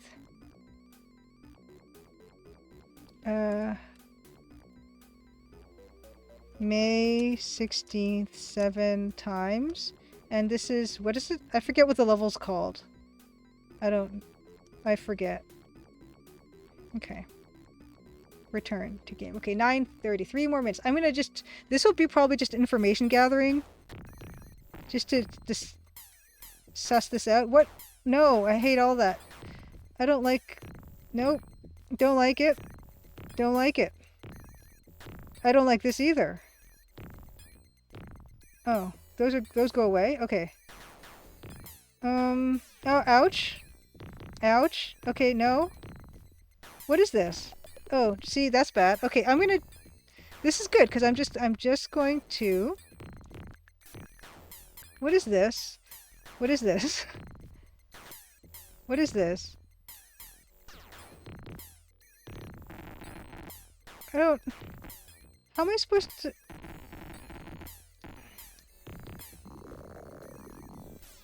can you jump up to a higher level? No. This is research purposes only. We gotta find the EGA code in this level for the switches. I can't look at anything right now. We're just gonna exhaust our lives, just finding out what we need the EGA code to be. Okay, so we need the EGA code for this level. Great. Okay, no, that guy's instant death. Okay. See, I'm learning. We're just gonna burn through these lives, I think. Where would the EGA code be? Oh, this is very bad.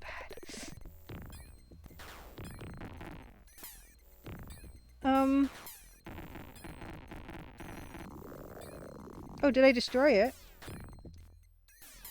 Okay.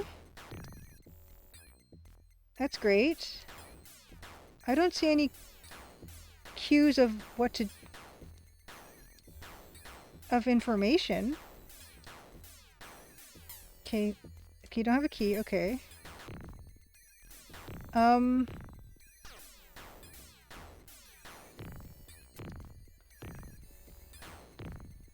Uh...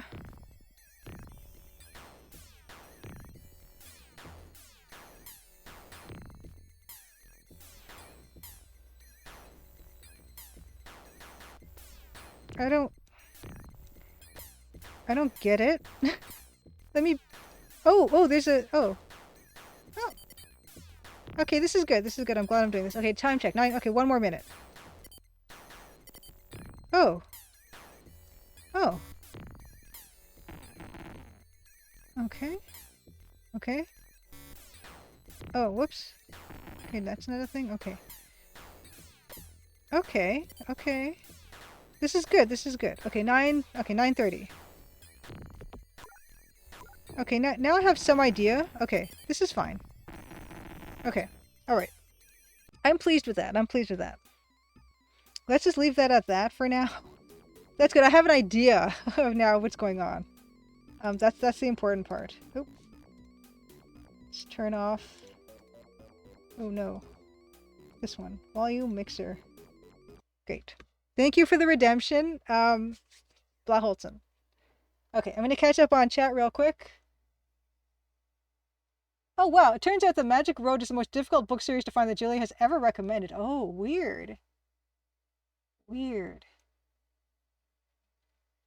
Okay, yes, Eel Hunter, but you have to jump at the start. Okay, gotcha. Gotcha. Okay, great. That was awesome. Let's go back to our angel. Control Shift?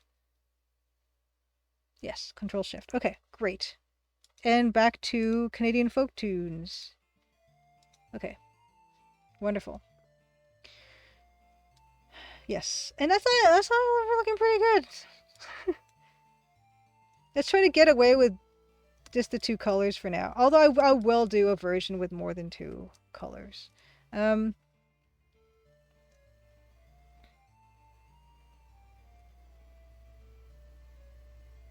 just trying to see. Okay. And this part is Scoopy. This actually doesn't go in as much. And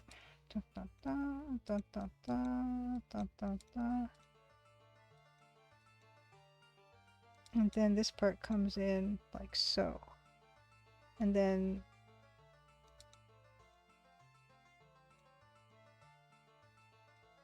okay, great.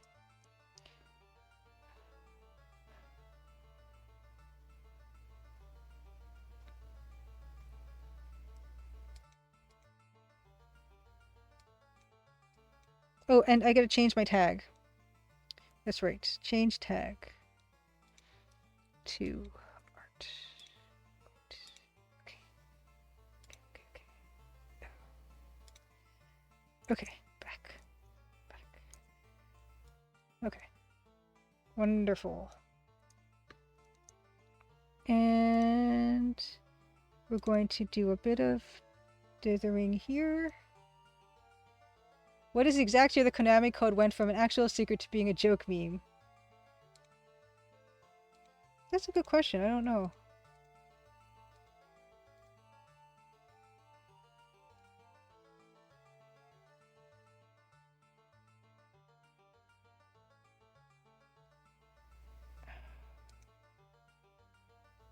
Ooh.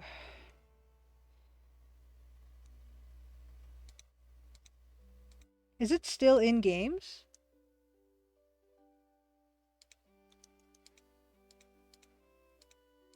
The only time I've ever input Konami code into something was on... I had a Contra for a Game Boy, the original Game Boy, I think. And it worked there. Or maybe some PC. I feel like I had the Konami code in maybe one PC game or something. Okay. Kind of do some wing lines, kinda.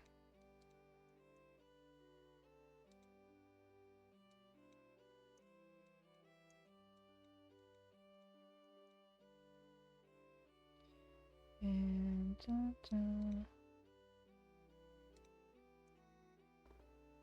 oh, Disaster Squad, good to see you. Happy Crimson Tuesday. Says it was used most in NES era games, and then way later, the internet wouldn't shut up about it.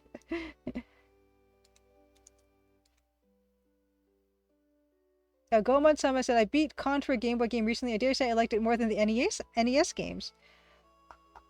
Did I beat the Contra on Game Boy? I don't know.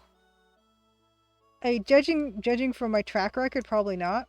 Although I will say that I was pretty good about beating the Mario games, like the ones that were on Game Boy and Game Boy Advance. I never finished Wario 4, I don't think, on Game Boy Advance, but I finished the original Super Mario that was on Game Boy original, and the second one I also finished, the coins one with the rabbit ears, and I think at least one of the Wario games. You just beat game number 169. How many NES games are? I mean, this must be like 400 or something. Disaster Squad. And Deluxe Talk, you never played Contra? Contra is good. I think the first time I played Contra, though, was on a PC. It was like, I think it was a CGA DOS port or something. Oh, 770 NES games. Gee. Ha! Cypress D, yeah, Mario Land games. Yeah, I love those games. I never had a console growing up. My only experience with like Nintendo games was with my Game Boy. This looks a bit messy. It's not bad. Okay. Oh, the hair. Yeah, the hair. I'm not trying to look at this face. I'm trying to look more at the face of. Nope. Nope. There's only so many. Nope.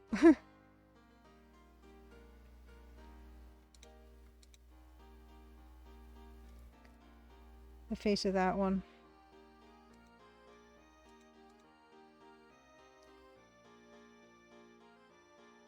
Goman-sama says the Mario Land games are some of my favorite music on the Game Boy.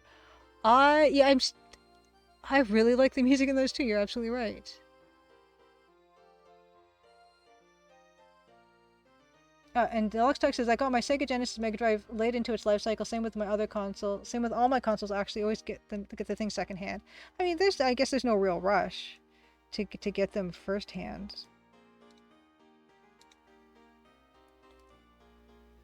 I was actually I think I showed you guys mine. I just happen to have them here.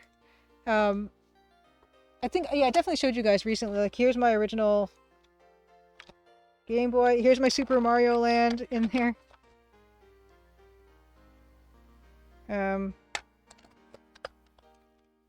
There's also, I don't know if you can tell, but maybe you can't tell. I scratched my name. Yeah, you can kind of see that in there.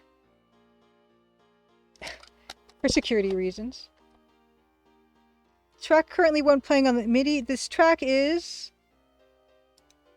Can you tell? But I can tell you what the actual track is called. Give me one moment.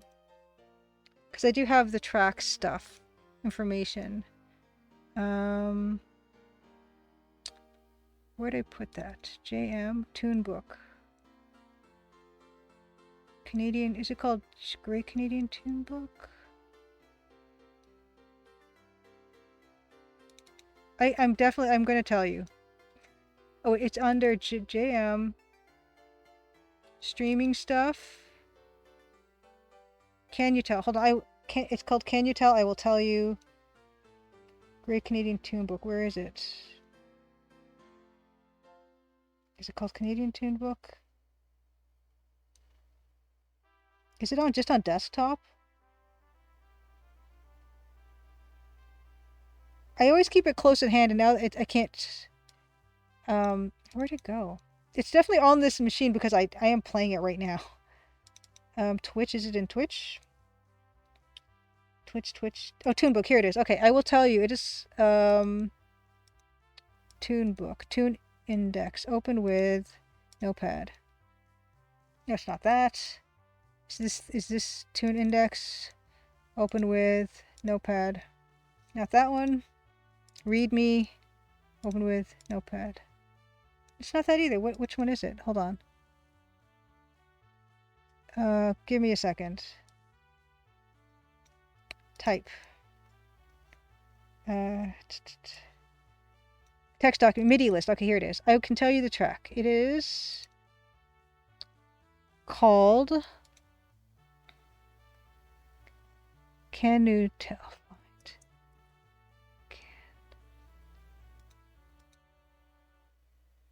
Can you tell? What is this one? Oh my gosh. Give me a... I'm bound and determined to tell you what it is. Okay. It was on here as... Can you tell? Yeah. Why is it not listed here? Find. Okay. Tell.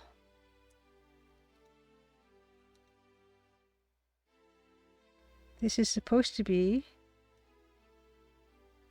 List of all...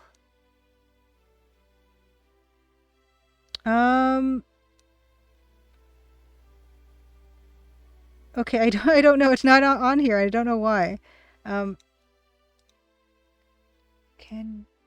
Cancel Cape Brett.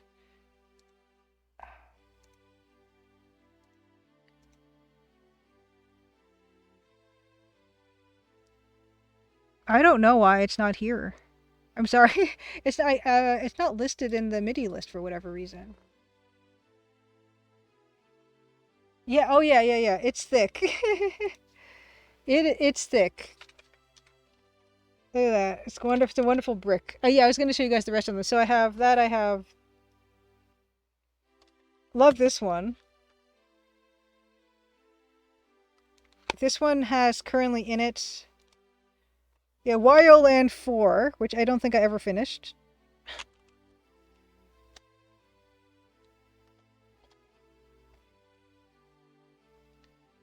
And also I have down here...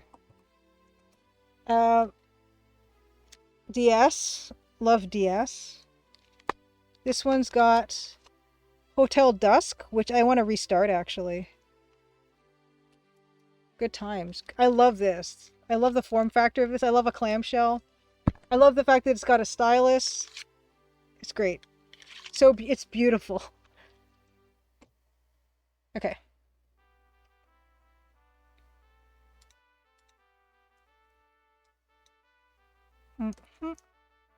Okay. Motocross Maniacs, pretty fun early Game Boy game. I love the Game Boy. I love handheld consoles, which is why I love Playdate so much. I know Inspector Waffle's developer is making a game for the Game Boy Advance, which is kind of amazing. Yeah, Dave, I love the Wario games. I feel like I finished Wario 2 and 3. I don't know where they are right now, but I feel like I did. Oh yeah, here it's... So this actually, because this is advancing actually, this is more white here.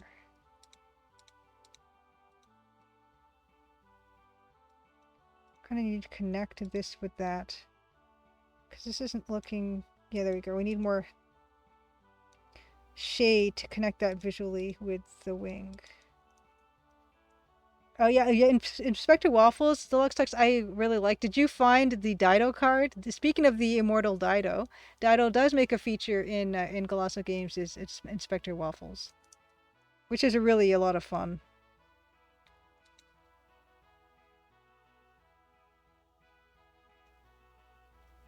See more thigh.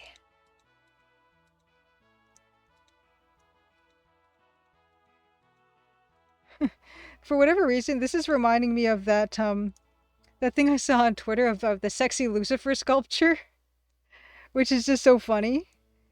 It's about how like this guy the church commissioned some guy to make a Lucifer sculpture, but they thought it was too sexy, so they commissioned his brother to make another Lucifer sculpture, and that guy made it even sexier than the first guy.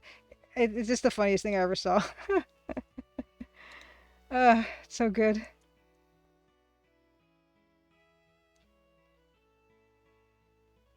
Luxtalk says, I spoke to Golasso Games a lot on the Discord for Lord Winklebottom, which is now out. Yes, Lord Winklebottom is out. I think that was showing at Adventure X too. Anna CGG, good to see you. Happy Crimson Tuesday. Hi, Anna and James and Jacob and Fam. I'm glad you like her pose. Sexy Lucifer and Sexy Mothman are your two favorites. So, Sexy Lucifer statue should be a new Tori Amos song. Those statues are exquisite, and I. It's just so funny. Uh,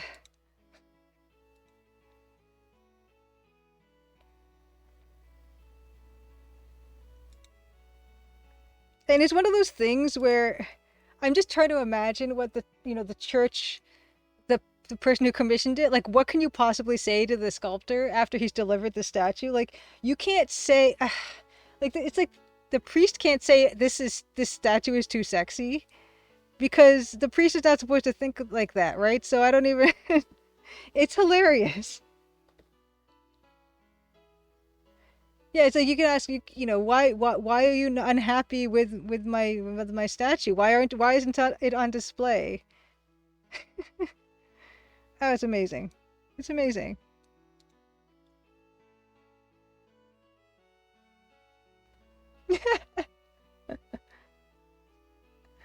uh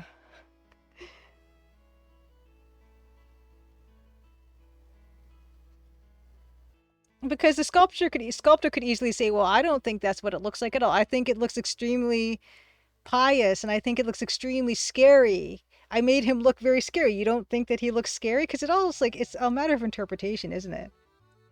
The sculptor could easily make the argument that that's it actually is a very scary statue, in fact, and you know.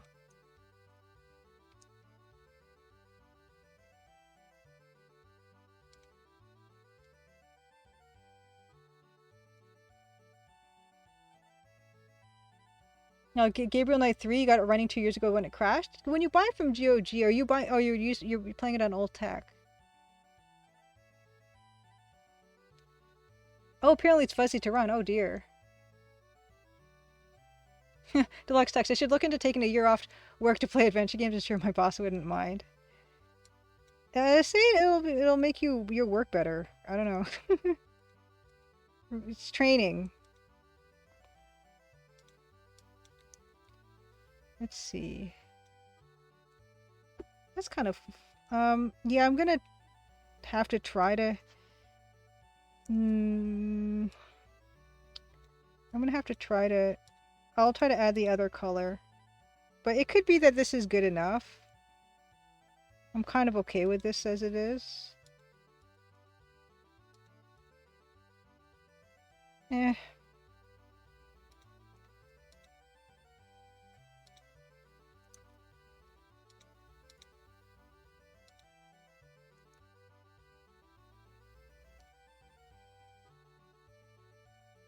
Ah, Deluxe Tech says, I honestly credit gaming with making me much better at computers than my coworkers. Aha!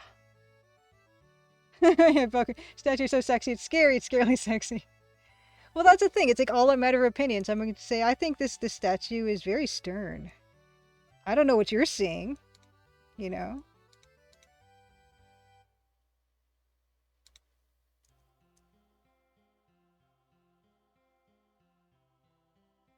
Oh, that's another thing, Cypher T. If you make Lucifer a hulking doom demon, he might look too cool. Yeah, that's the thing. It's tricky because you want to do a good job, but also yeah, you don't want to make him look really awesome.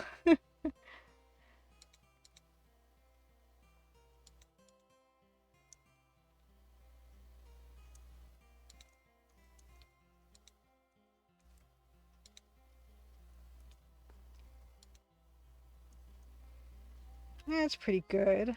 That other wing isn't reading well. I'm gonna have to just do that. That's better. Yeah, that works kind of okay, but I will add another color. I'll do another version, a copy paste or something. Actually, and you know what what's not working? The robe part is kind of getting lost here. So I'm gonna have to just add a solid line there. It's fine.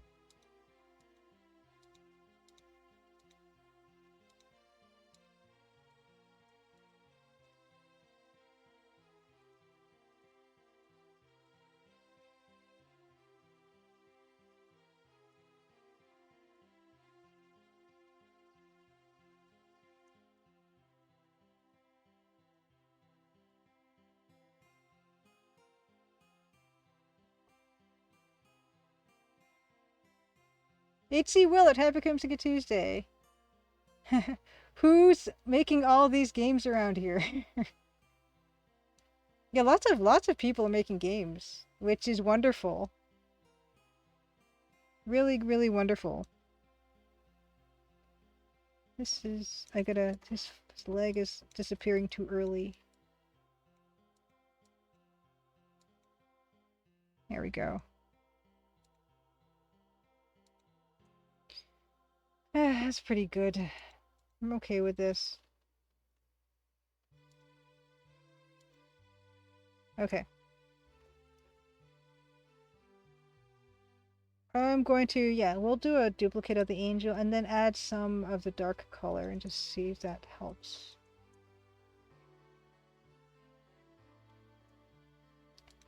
Okay, so using the dark gray for picking out the darkest areas, which would be under chin. Under chin. Also, there's kind of a dark area here. And kind of curving. Or this will help separate the face from the cheek, which will be helpful, I think. And that this is too much of a diagonal. Right. And mouth and eyes. Eye. Oh, that actually worked out. Okay, that actually that kind of reaches closed eyes that are suffering. Shelves looking amazing, by the way. Thank you so much, AC Willard. Shelves of excitement. Yeah, I'm liking the shelves right now. Yeah, we're just trying to figure out some of this other stuff. This is gonna be this crying angel. Yeah, you know, it's kind of amazing what just a little bit of extra, like a pixel or two, can really make a difference here, which is... This is what I live for, you know? The way it's kind of... It really does feel like it's really resolving itself with that other color. It's like magic to me.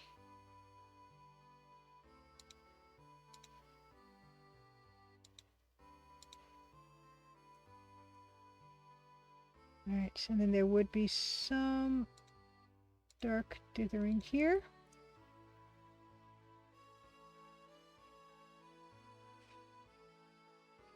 Oh, yeah, I'm glad you're liking how it's looking. I'm very pleased. I'm very pleased. There's also going to be... In fact... There is a bit of, like hollow in the throat area that kind of gets darker. Oops.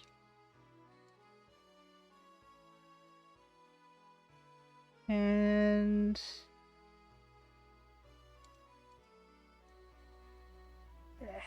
Yo!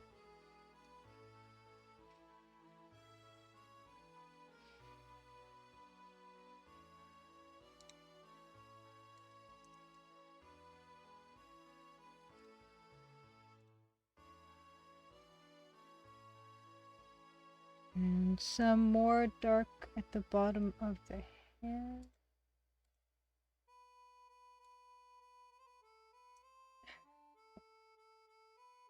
Oh, wow! Davor, you got $445.25 you got paid by Itch. Fantastic! Congratulations. What was that the resolution of your customer service issue?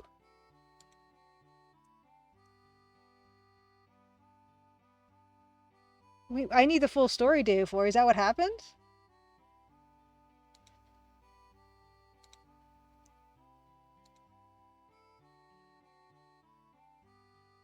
Oh my gosh, the 3-month resolution is over. Congratulations! You've fought the good fight. Very awesome. Good for you. Good for you.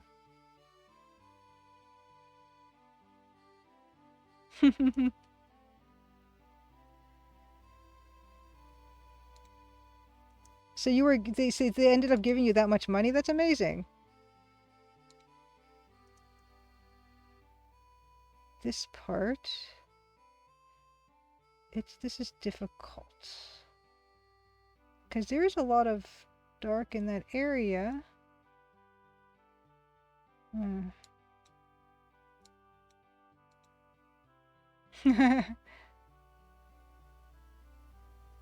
My cats are staring at me, startled from my excitement. What's amazing was that this wasn't resolved in February. Yeah, it's kind of shocking sometimes how long things can take to get done, but that's definitely a satisfactory resolution.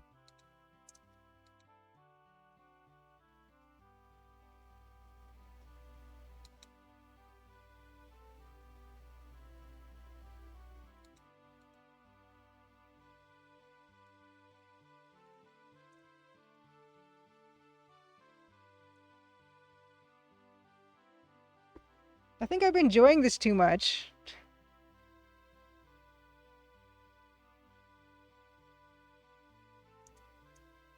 It even includes court freeze. Holy cow. That's like, it sounds like a huge, huge win. I didn't even know if you got the court involved. I must have like forgotten or not heard. Gee. Incredible.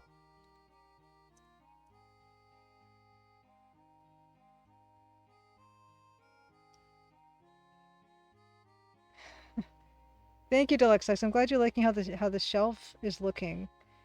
The moment I'm just kind of trying to delicately work on my angel.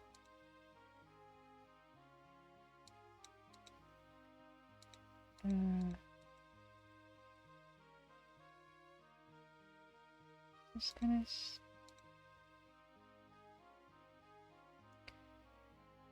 kind of create this nice little.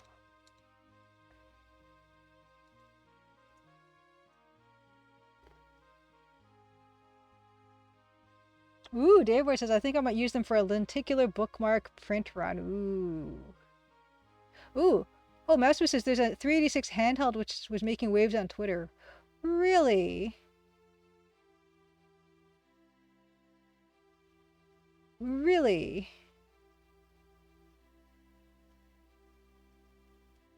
You think you made a lot of ears perk up when you said 386 handheld. Okay. Well, I'm going to quickly look at it on Twitter. Let's see this thing. Oh, yeah. Oh, my goodness. I did see this image, but I didn't read about it. Oh, my gosh.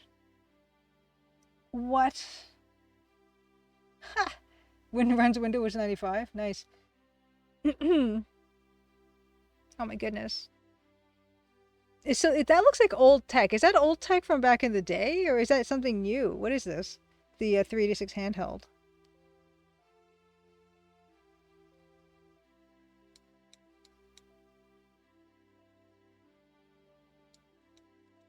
Because that looks like an old ad.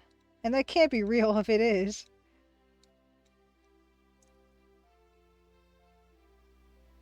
Or is that must have cost $5,000 at the time.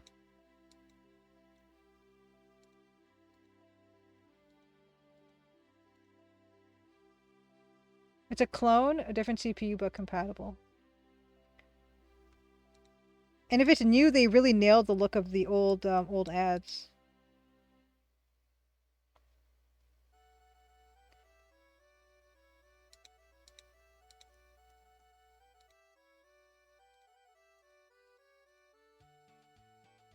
I kind of feel like Robot Spacer working on that couch in World Builder, the armchair. Like this feels like it's taking forever, but it's really fun. So I'm okay with it.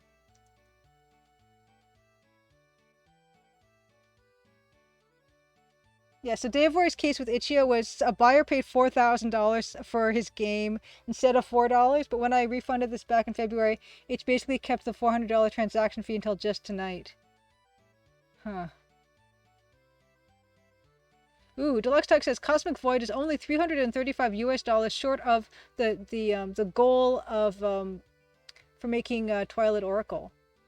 Nice. Ah, Hannah says, just showed my mom the room. She has not seen the shelf in a while. She gave a whoop of delight. Oh, that's so sweet, Anna. Hi, Anna's mom. Good to see you. So the transaction fee, like were they saying you were on the hook for the transaction fee until that you got that resolved? Was that the case?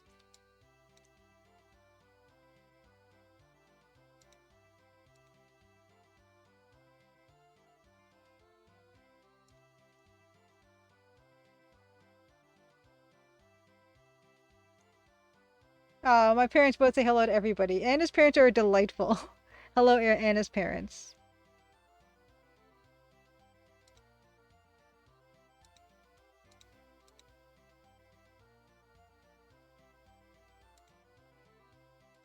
Oops.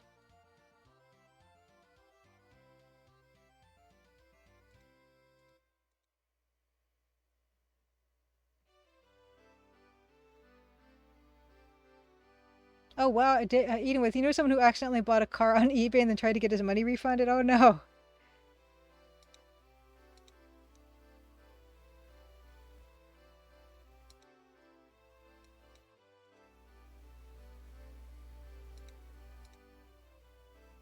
Yikes.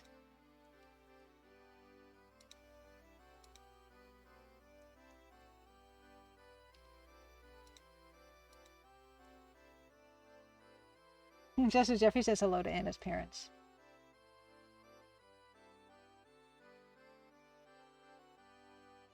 Okay, so Davor said regarding Itch and the $400 transaction fee was more a combination of them not answering support emails to the extent that they had to get served with legal papers and having trouble processing the refund because of PayPal's back-end server stuff. Ugh.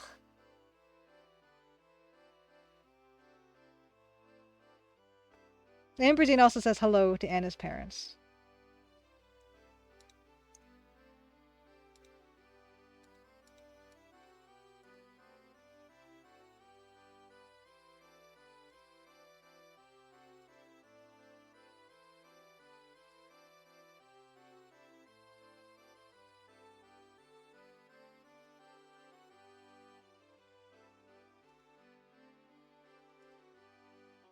Yeah, this is pretty relaxing.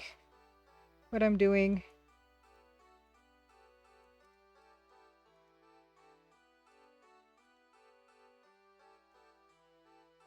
Actually, we see more, there's more negative space in here, actually.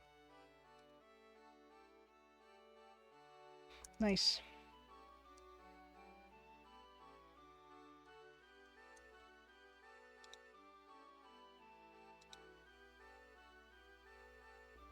Yes, are we saying hi to Anna's parents now? Hello, Mr. and Mrs. CGG, Deluxe Tuck says. Anna says, my parents are laughing. They think it's pretty cool all these people are saying hi to them. Yeah, Bill Kun, yeah, only with the power of the internet could you accidentally buy a car.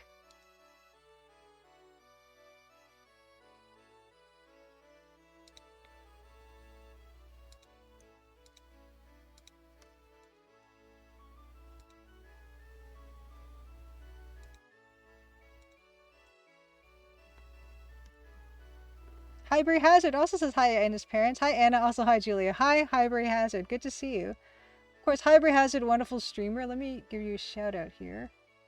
I want the cool shout out thing that tells people what you've been streaming, but I don't have that. I just have the one that just can link to you. What have you been playing recently, Highbury Hazard?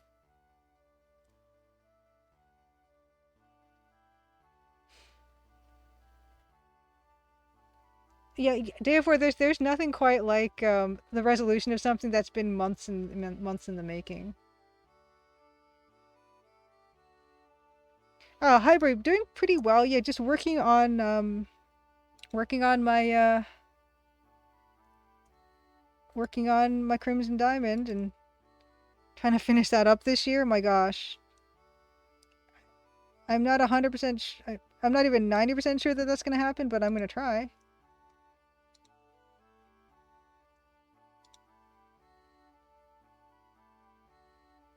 And just having a nice time right now working on this and hanging out with you lovely folks.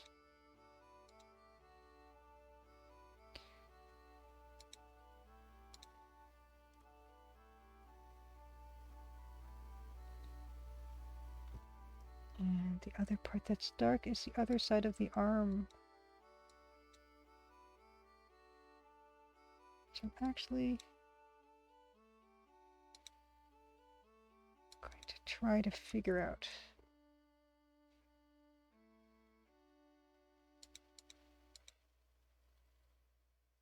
And actually, this white line is bothering me, but I'm trying to figure out how to not have it. But it's hard to get the idea of reflected light in here.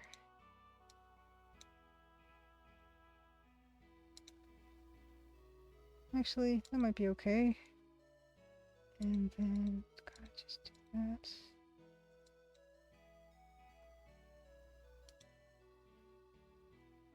Okay, not bad.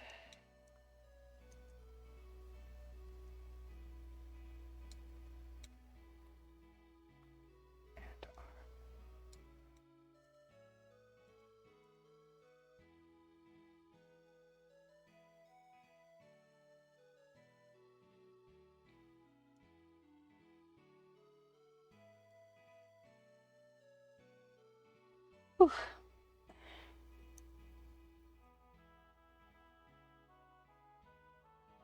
Yes, Cosmic Void. The Kickstarter is doing wonderfully. How many days are left in that again?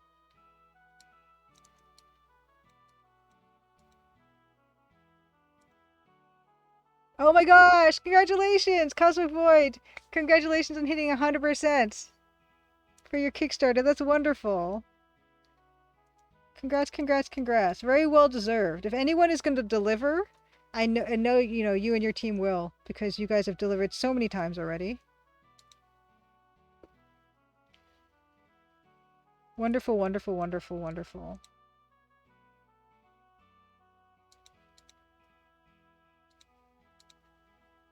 Try to do more hand dithering. Yay! That's wonderful. Live on stream. Cosmic Void has made they've made the Kickstarter goal for Twilight Oracle.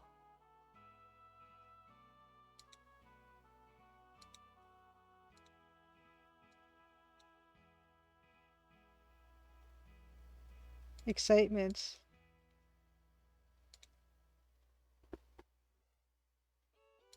That is your, what is that, your third successful Kickstarter, Cosmic Void 3? Yes, rest easy.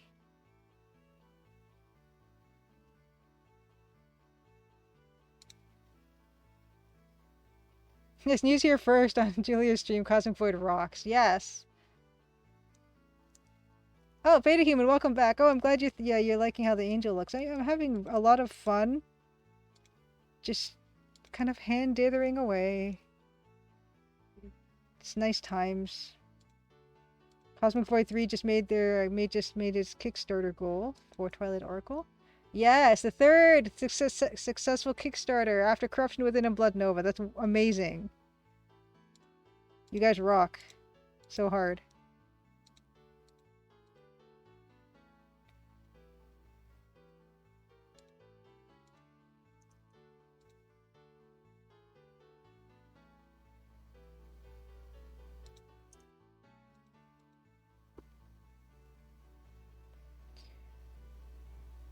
Let's see.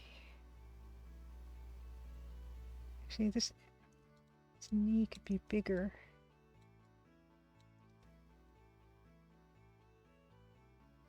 Amazing. Amazing. And what are your stretch goals, Cosmic Void 3? Hi, Bray says, so Julia, I stop it now and then and check out the awesome progress you make on the Art of Crimson Diamond. How's the rest of the dev process going? It's going well. Yeah, I was telling these guys that I've just I'm still working on this a second new room for chapter 6, but it's going well. I finally got into the groove of it where I know my workflow for this particular part, which is nice because that took a little bit of figuring out. But yeah, it's, you know, I'm still hoping to release it this year, but oh my gosh, the year is going by so quickly that I can't say for sure, but I still hope to.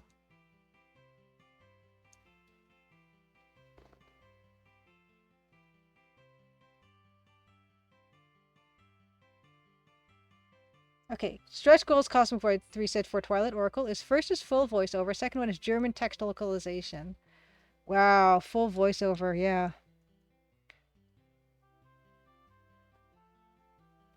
I'm really glad that EGA games people don't often don't really expect the full voiceover treatment because yeah, that's just amazingly just an amazing amount of work there. Ooh, you keep meaning to make a voiceover reel. It's intimidating though. Anna, you've got a great voice, so yes, I think it would be a really good idea.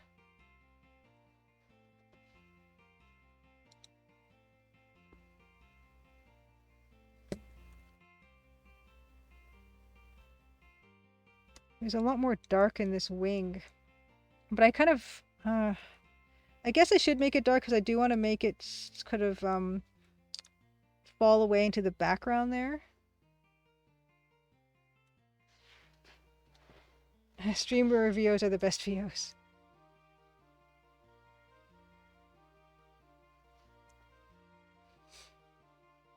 Phantom Fellows says terrifying amount of work. Is yours going to be voiced Phantom Fellows? Is Phantom Fellows going to be voiced Phantom Fellows?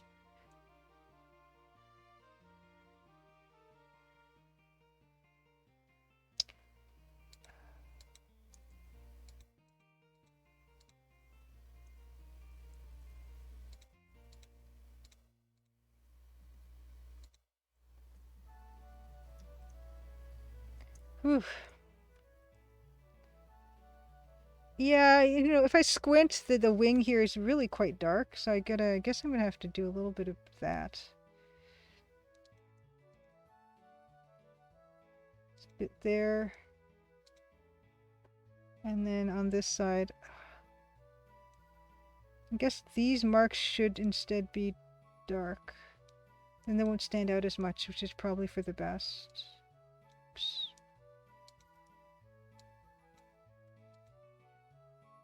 Mm.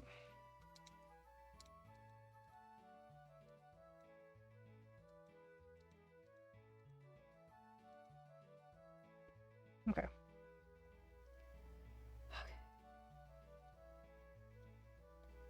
Yeah, and it is so cool that your mom was like such an early adopter to computer art.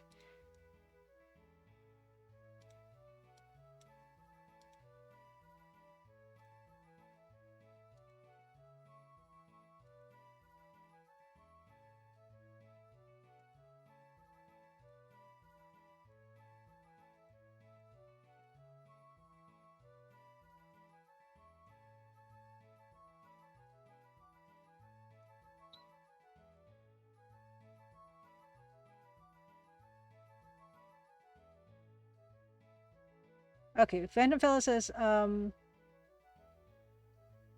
talks need to be so good to be an asset. So many times for me, they get turned off anyway. Plus, I have absolute mountains of dialogue and flavor text. Yeah, no, absolutely. Anna says, of her mom, she was the only one actually doing work on the home computers. My dad and I were just messing around with video games.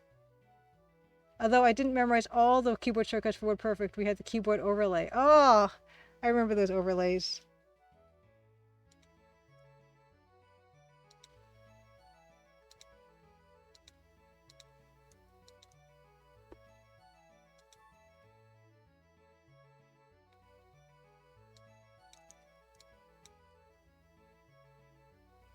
You did memorize them, the shortcuts. Wow, Jess and Jeffy picked up a sealed copy of WordPerfect 5.1 for DOS, and I'm so happy about it. Fantastic.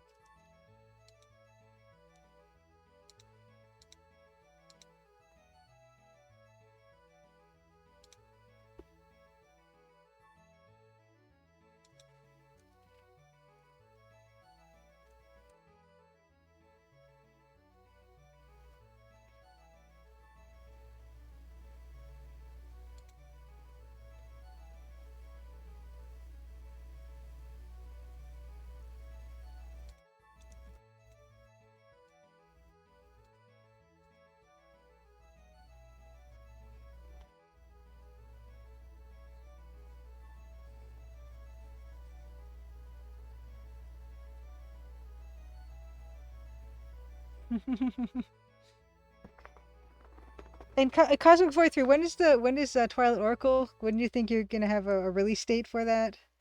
Or do you have an idea? I mean, what percentage of it is finished right now?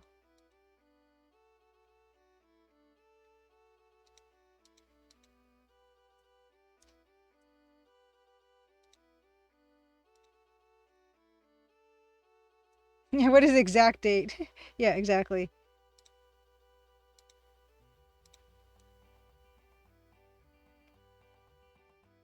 I mean, considering, you're gonna start and finish that game before I even finish this game, so.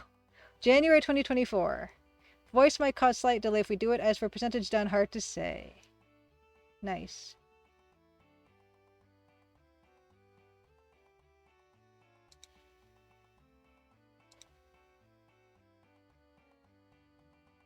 Very exciting. Very exciting.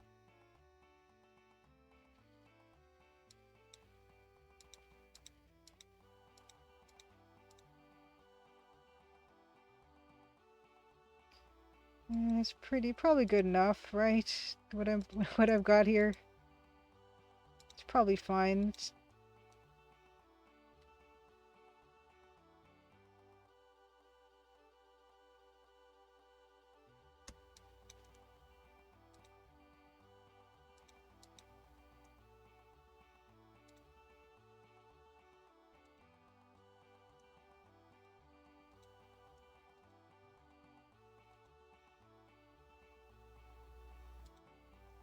Okay. Yes, the game will be released September 31st. Wow, it's almost 10:30. My gosh. Have I just spent this entire stream? Well, I mean, not the entire stream because I did play Bio Menace for 10 plus minutes. But did I just...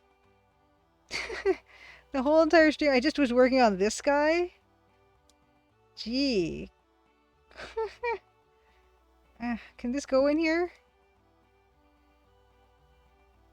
Okay, let's add a layer mask. Oops. I got carried away. Reveal all. But yeah, that's... oh my goodness. What happened? What happened to the time? But I nailed it though. Thank you. Okay, let's just... oops. Let's just create a layer mask by getting rid of all this stuff. That's okay. It'll live forever in the game. It'll be... okay. Yeah, not... that didn't get everything. This and this and this. Oops. And this. Oh, and all this stuff.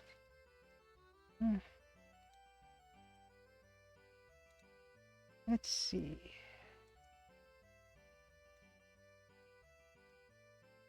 Oops.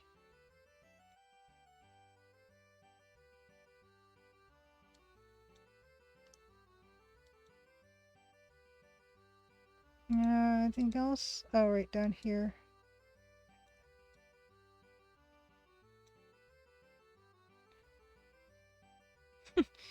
I can maybe shift that over.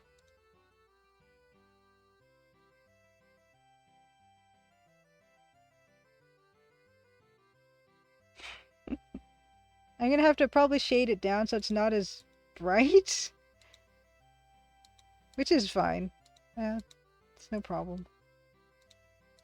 Yeah, and it's also...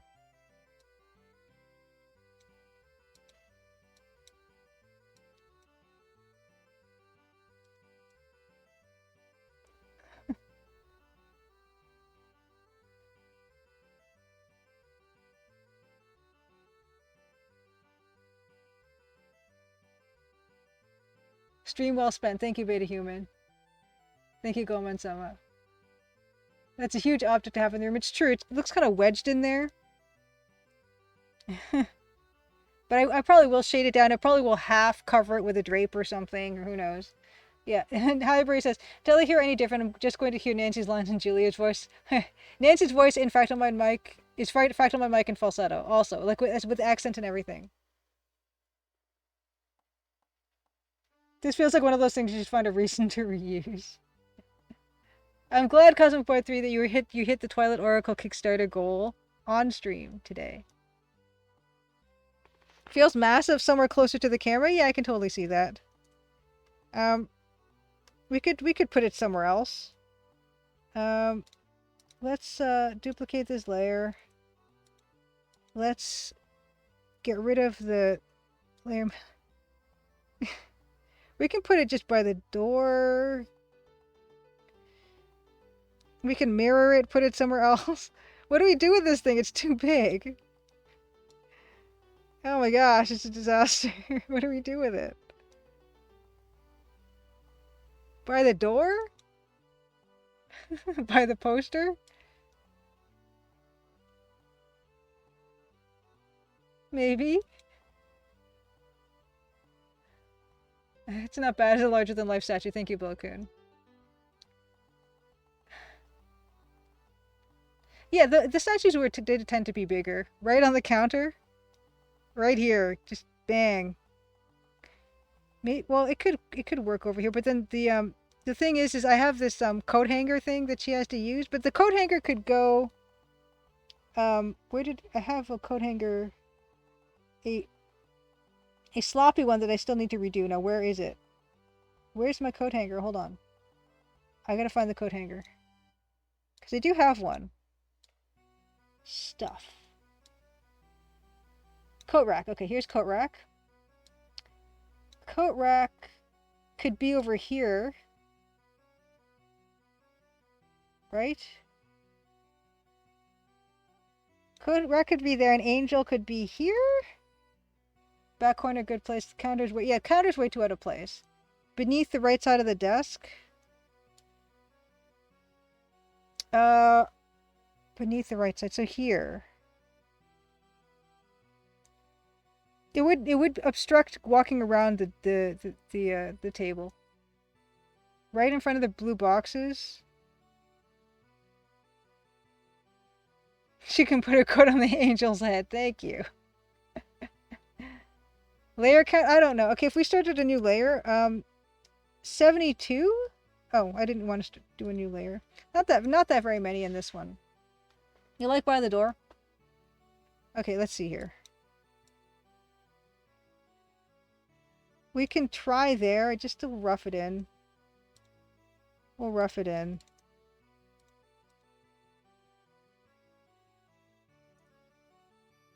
And then kind of just move, shifty, move.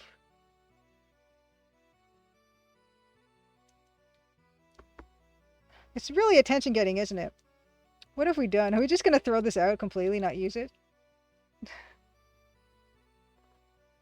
With some tweaks by the poster, should work over there. I guess it could work there.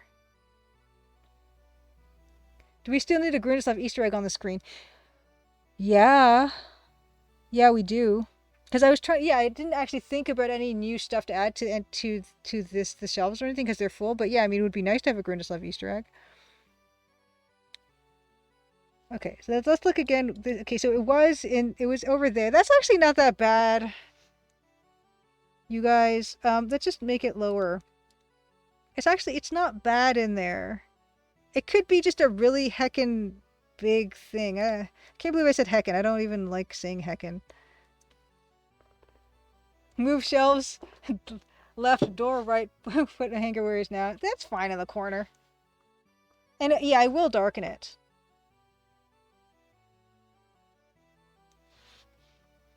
It's Tekken. Yeah, you know, and I would probably like get rid of this line here so that it's, yeah, it would be fine in that corner. It's fine in the corner. And that means I don't have to change where the coat rack is, because the coat rack is supposed to be over here.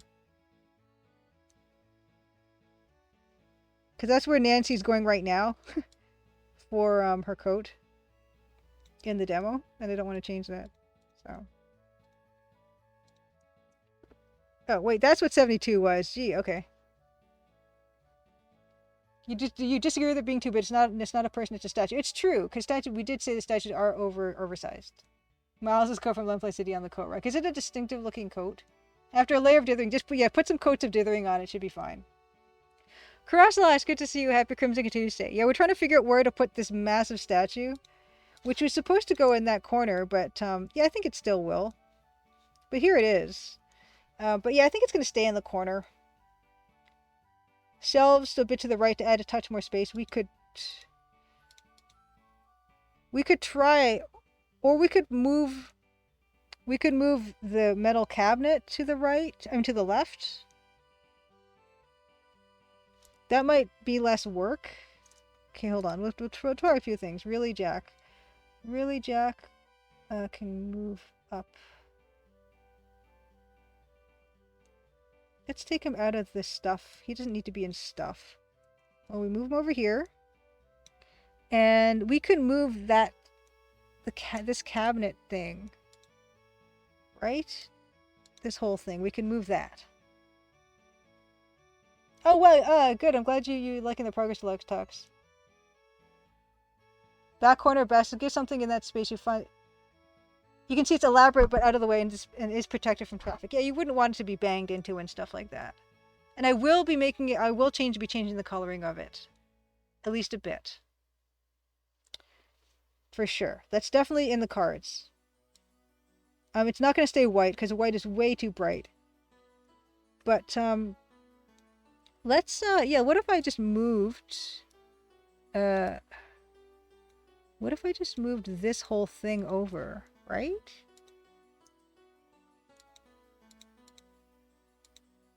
Including the mop.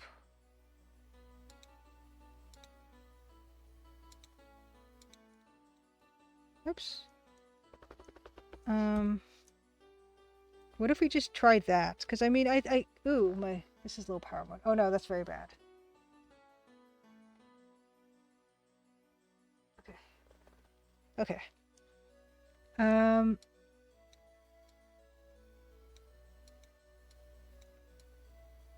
Gosh. Okay, let's just try to shift this over, and then we'll be pretty much done, I think. That'll take us to end times.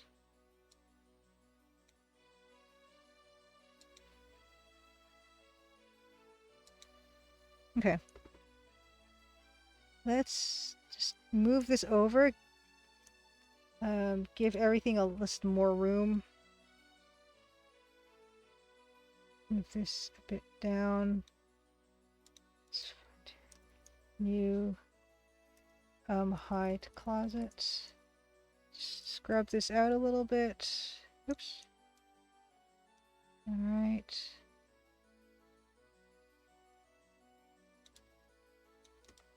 Oops.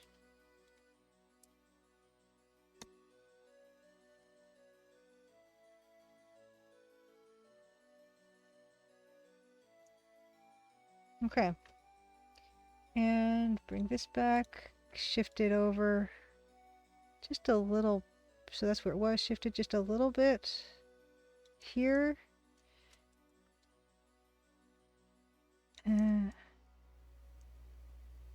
And actually, I should have done a layer mask. Yeah. Okay, layer mask.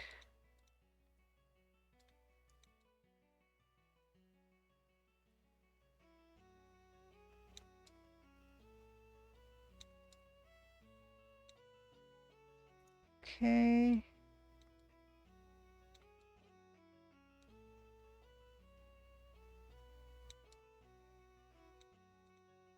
So maybe that much space will work.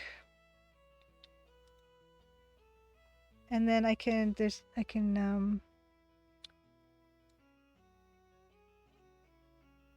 move this thing over.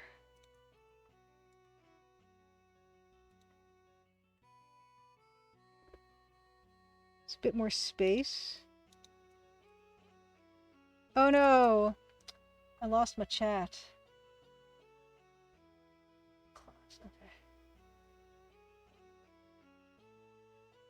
Ugh. Hold on, I might have to...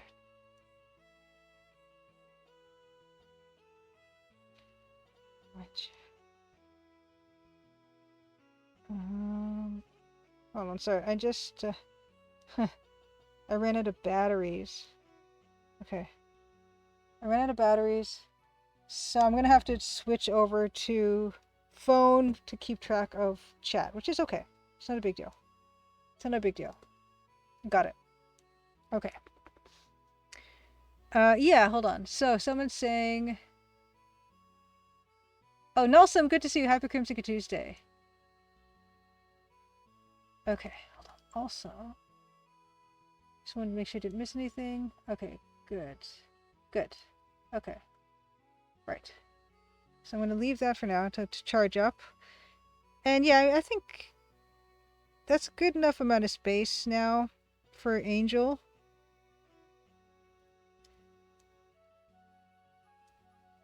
And then I just have to just fill this in nicely. Like so.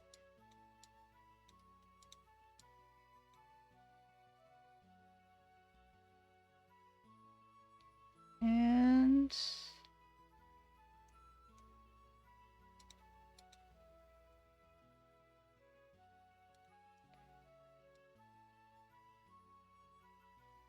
okay.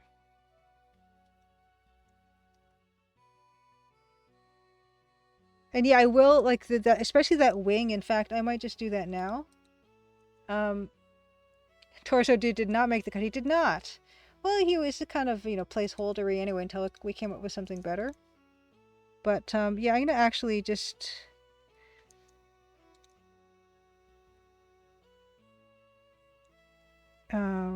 just to start, because that was too distracting.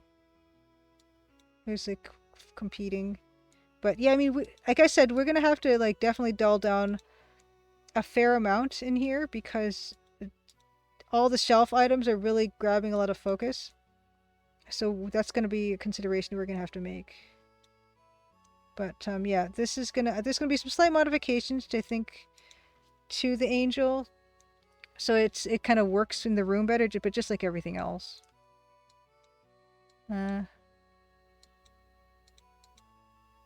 that's kind of fine. And yes, everything's gonna get duller. Everything's gonna get dulled out.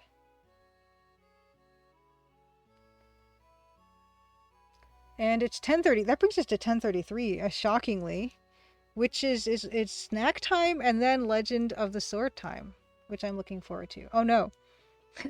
Oh no. Okay, hold on. I need to grab a Legend of the Sword. Give me a second. I have to grab a Legend of the Sword walkthrough. And let me save this. Let me save this to my Google Drive. Oh, Big Julie Helen. Okay. Okay. One moment. One moment. Save this Google Drive.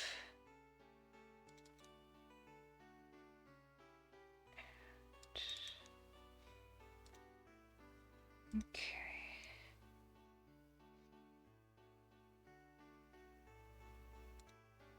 Definitely, oh my gosh, that Angel is definitely going to need to sit back more. But that's okay. That's okay. Legend of the Snack Time, exactly. Okay, get rid of the hog that is that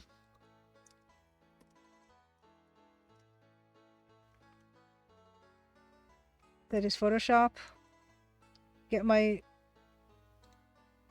Legend of the Sword walkthrough going. Okay, this is the one I was using. Fantastic. Great. Okay. Alright, so what we're going to do is I'm going to pop something up for you guys to look at while I eat food while I'm muted. And I guess I'll change the music over to the epic stuff. The what is it called again? The this music. Hold on, let me cue it up first, and then I will give the link.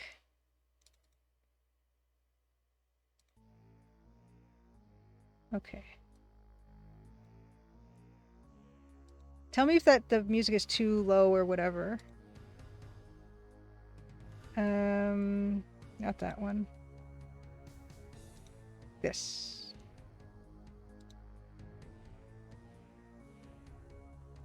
Snack time of the sword, exactly. Okay, we're gonna do snack time, muted, and then I will join you guys shortly to get started on Legend of the Sword. Well, not to get started, to actually, Legend of the Sword, to continue where we left off. And I am going through the walkthrough now. Oh yeah, and also I did replay the game from the beginning, so we're not gonna starve to death, and we're gonna get to go to a new area that we have not been to yet. Oh my gosh. Cosmic Boy, thank you so much for gifting the sub. Fantastic. Thank you, thank you. Yeah, you know, Deluxe Tux, I gotta agree with you. It's been a really good night. You got your resolution from Itch. Cosmic Void made Twilight Oracle Kickstarter goal. Phantom Fellas, have a wonderful night. Good luck with the drawing the tailor's dummy.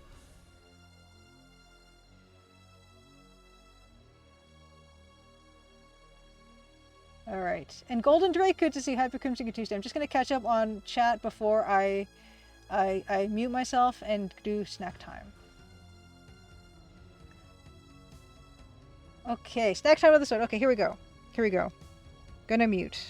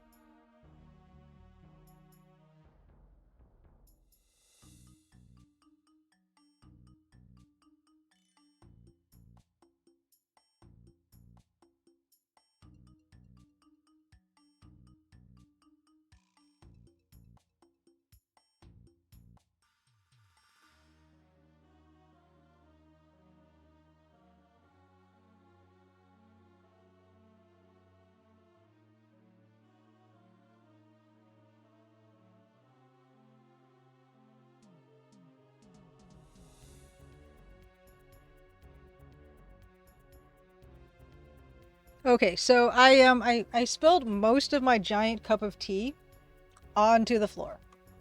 Um, but it's like linoleum, so it's gonna be okay if I just leave it there for a while, probably, right? Um, I threw some Kleenex down there, and it should be fine.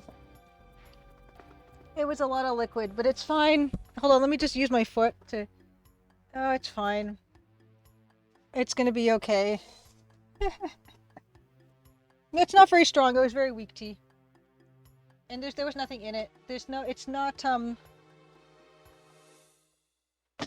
there's no sugar or milk or anything in it. It's just like oolong tea or something. Oh, it's fine. Oh, it's mostly fine. Yes, no problem. Okay, I kind of like soaked up some of it. Quite a lot of it, actually, I think. Okay, it's totally mostly fine. Okay, good. Moving on. Okay, okay. Legend of the Sword. Legend of the Sword. Now, this trapdoor we weren't able to go down before because it's dark down there, and there was a missed encounter with some humanoids in a spear fight that one of the humanoids had a tinderbox on him. So I think you guys saw that last time, where we beat them, we got a spear, we got a tinderbox, and now we're able to go down this trapdoor. So this is a completely new area that we haven't been down yet. Excuse me. Okay. Okay. So, open trap door. Great. Okay. And I should be able to turn on this now because that's had some time to recharge. Okay. Kleenex, I thought millennials killed those. I don't put sugar in my tea actually. I'll put it in coffee. I actually use a bit of maple syrup or something in coffee, or honey. But, okay, here we go. Oh, Anna says, my grandma would always put lemon and honey in my tea when I had a cold, so that's what I go to when I'm not feeling well, but I don't drink it when I'm okay. I like cutting up some ginger and this power. Power, low power mode. Turn off low power. Don't do that. Okay. Sorry. I'm back. Okay. Drink all sugar and black tea these days. Some lemon is nice when available. I actually don't put lemon unless, yeah, I'll do boiled water and lemon and honey and chopped up ginger, like some slices of ginger so that it gets the flavor, but you don't have to like strain it out or anything. Okay, so completely new area. You grasp the trapdoor's handle to test its weight. With a good hefty heave, you lift the wooden door up and flip it over on its hinges. As you do so, a foul and nauseating stench wafts upward from the opening. Within the open entrance, you can see a stairway leading down to darkness. Okay. Good. Good. Down. Down. With your men following, you make your way down the stone stairway into the darkness below and towards the source of the foul smell and decay. Suddenly, about 20 feet beneath the entrance, you step blindly onto something small and soft which squeals in agony. As you jump back in surprise, Deville, who is directly behind you, knocks into your back and accidentally pushes you forward. At the bottom of the steps, an apologetic Deville helps you to your feet. The filtered light, which reaches down from the trapdoor above, enables you to see a northerly passage that disappears into the darkness. I guess we stepped on a rat. Oh yeah, I don't put honey or anything in green tea at all. Yeah, eating with. Yikes. Yeah. Okay, look. Okay, so as well as the stairs, you can also see hammered into the west wall an iron bracket with unlit torch resting inside. Torch. And very important. And in the unlit torch is a thick layer of pitch and leather wadding. Take torch. Of course. Of course. Light torch. Take tinder from pack. After removing the tinderbox from your backpack, your shoulders feel as if they've been given a summer holiday. That's kind of cute. That's kind of cute. It's true, Deluxe Talks. Why is it that only bad smells waft? When's the last time rose and vanilla wafted? Yeah, Waft should be pretty neutral. Oh yeah, a smell of pie. Yeah, we'll waft. Light torch. With the flint and stone you remove from the tinderbox, you strike a spark large enough to ignite the pitch that covers the head of your torch. After several minutes, you hold a burning shaft high in the air. Fantastic. North. This is new. 50 feet north of the stairway, you find a doorway along the east wall. You now stand halfway down a north to south passage with a doorway in the east wall. Can we look? Hinges of the closed door in front of you are rusty. I love, like I said, I love all these little images. Look at his little torch. Look at our little He-Man with his little torch. His little dithered pants. And the bright red and bright magenta wall and door.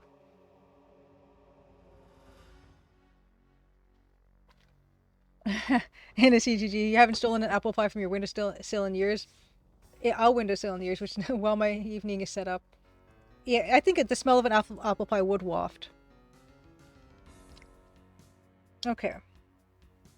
Okay, so what are we gonna do? Open door. And here's the placeholder of computer graphics that don't exist, I guess. No matter how much you try to push the door open, the rusty hinges won't budge. Kick door. You kick the door and loosen the rusty hinges. Okay, open door. After what seems like ages... After what seems ages in trying to open the door, you cry with relief. Cry with relief. That conjures up a different image to me than what I think they're intending. You cry with relief as the rusty hinges finally begin to creak. With all your strength, you push the door slowly back. I feel like he'd be sobbing, but I know that's not what they mean. Oh, Deluxe Text, you haven't finished Freddy Farkas' Confession? It's a good... I really like Freddy Farkas. Manly cries of relief. Yeah. I love... Yeah, it does look like a comic book, Mouse. I love the art in this so much. That's why my next cross-stitch project will be something from this game. Maybe... I'm not going to do the whole interface because there's a lot of like blank space, but yeah, just the two left-hand graphics, I'm going to do something like that. Crying like He-Man cries.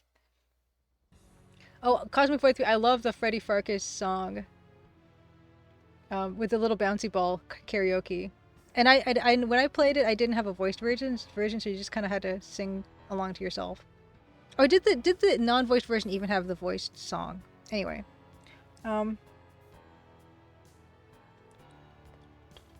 Okay, in. I guess we go in. Yep. Look at that snazzy room with the lemon yellow walls. With the men following, you step through the open doorway and into the room beyond. Within the room, dozens of rats scurry back and forth in sudden panic as they try to escape the glowing light of your burning torch. Rats! Why'd it have to be rats? After stepping over the skeletal remains of an animal which is lying several feet in front of the door, you stop and look around. Along the north wall of the guard room, there's a table, and opposite along the south wall, a chair. Standing at the back of the room, you can see a large open barrel. Apart from the sparse furnishings, the skeletal remains of an animal, and the constantly irritating rats, there's nothing else to see. Examine barrel. Barrel is filled up to the brim with stagnant water. At the bottom of the barrel, you can vaguely see the outline of a bottle of water and a dead mouse.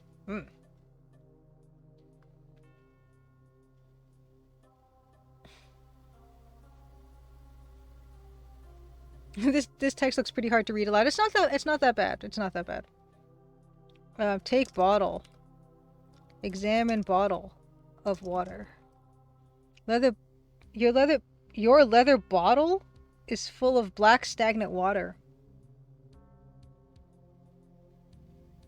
Empty bottle of water. Okay, examine bottle of water.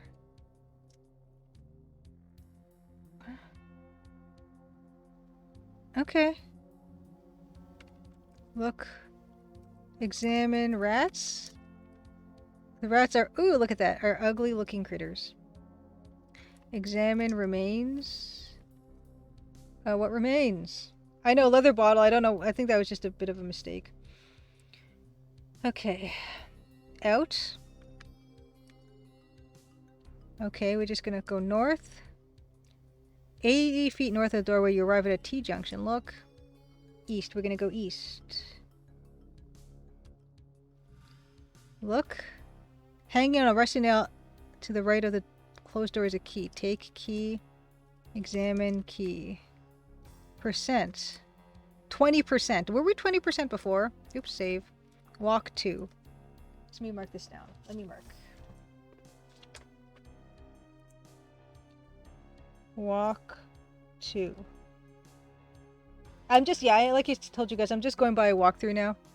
Because a combination of limited inventory, missed encounters, and the starvation mechanic have kind of combined to make me kind of say, let's just get through this one now. I do like this game a lot, but I feel like I could get stuck in a no-win situation with the starvation thing. Yeah, like, yeah, a leather bottle like a water skin. I think that's what they mean. Apparently it's not supposed to be a long game, Bilkun, even though we're only at 20% right now. Yeah, Karashlas, the game is pretty strict, so that's why we're gonna just do a self-guided tour. I like to call a walkthrough a self-guided tour of Legend of the Sword. We're gonna go east. Oh, take key. Unlock door with key. Unlock door with key. Okay. Open door. Without any help, you finally, after several exhausting attempts, push the heavy door open. You hero! Ooh, I like that graphic too. In. Cautiously step through the open doorway and into the room beyond. On the floor of the damp cell, you can see the skeletal remains of 2 humans chained to the east wall. Search skeletons. You search the skeletons and find nothing. Examine skeleton. For some reason, that's the way I'm supposed to say it. The 2 skeletons are chained to the wall. On one of the skeletons, wrapped around its leg bone, is some cloth. Examine cloth. Take cloth. Whilst kneeling on the floor, you unwind the cloth and take it. Great. Out. West. West. 60 feet west of the junction, the passage ends at a closed doorway. I wonder which door this unlocks. Smiles to Vil as he pushes past you and picks up a brass key, which, was lying on the passage floor. Okay, gotcha. Okay. Open door. Okay, pull. After pushing the heavy bolt across, you pull the door open. Okay, in. With your men following, you make your way down to the foot of the stairs, where you now enter a passage set north and south from the stairway. I really like that stairway composition, that little illustration. Let's save under walk. Yes, overwrite. Look. Okay, great. They both end in wooden doorways. We're going to go south. As you walk south toward the door at the end of the passage, your face passes through numerous cobwebs that hang like streamers from the ceiling. 80 feet from the stairs, you arrive at the doorway. Deluxe sucks. I'm in my 30s and I don't own a single brass key. You can buy them at like secondhand stores. I find like old antique stores will have often like a ton of like old, really genuine brass keys or old metal keys, and I feel like a bit of regret that I didn't actually buy one of them when I had the chance. The door is shut. Open door. As you push the door open, immediate silence falls over your men. Through the open doorway, you see dozens of large chests and pots overflowing with sparkling gems and other precious artifacts. Nice. Through the open door, you see a small room with treasure. Look at the treasure. Look at that adorable treasure. With treasure lying in the middle. In. With smiles spreading across their faces, Pagan and the others rush to follow you into the room. Covering everything except for the treasure itself is a thick, soft carpet of dust. Nice. That's true, and also cobwebs that hang like streamers from the ceiling. That sentence is a very macabre double entendre now. This I didn't think of it that way, but you're right. You're right. And treasure was cornbread the whole time. I love cornbread. And judging by the length of our candle, maybe these guys would also love some cornbread. And that would be more useful to them than actual treasure.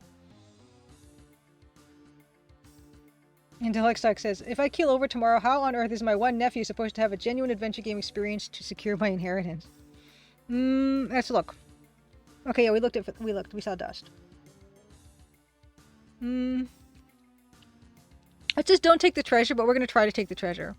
Right? Examine treasure. Unlike the rest of the room, the treasure completely dust-free, not suspicious at all. Take treasure. As you bend down to pick a handful of pearls, the impossible happens. The once precious display now begins to shimmer and dissolve before your very eyes. As it finally disappears, the door behind you slams shut. The room is now empty. Oh. Open door. Okay, so that's why you don't take the treasure. It's all trap, and I guess we now starve to death slowly.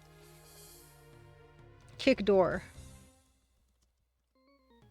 Kick the door and hurt your foot. Punch door. Let's go to actions. Let's attack. Oh, we can't. Okay, never mind. Okay, so that's it. We would starve to death. We can't do that. Load walk. Oh wait, load walk 2.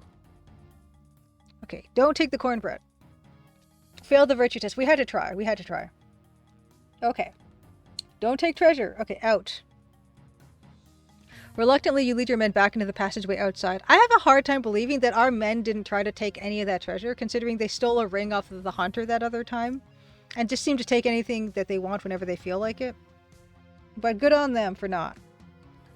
After ducking beneath the cobwebs, you lead your men back to the foot of the stairs. Look. Okay. North. Whilst carrying the torch, you lead the men north, 60 to 70 feet from the stairway. The passage arrives at a large doorway. Look. Ooh, written on the closed door in white lettering is the word Portacodius. Now, do you remember we did see that word Portacodius? Somewhere. At some point. I'm looking at my notes. We found it somewhere. I don't remember where, but we did. Legit.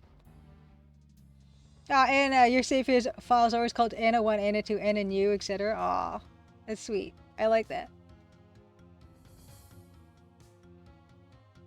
Yeah, oh, Deluxe Tux says saves games religiously is 01, 02, 03, 04. I try being creative, and it says at least descriptive with save files, but then I get into the game and it just don't. I don't know. I have to write these down because I'm scared that I won't remember. In fact, I was really frightened that I wouldn't have the right save game name today. Okay, we have Portacodius. Unlock door with key. Unlock door with key. The bronze key won't fit. Maybe the brass key that I found upstairs will fit, smiles DeVille as he steps forward. After twisting the key, the lock clicks and opens.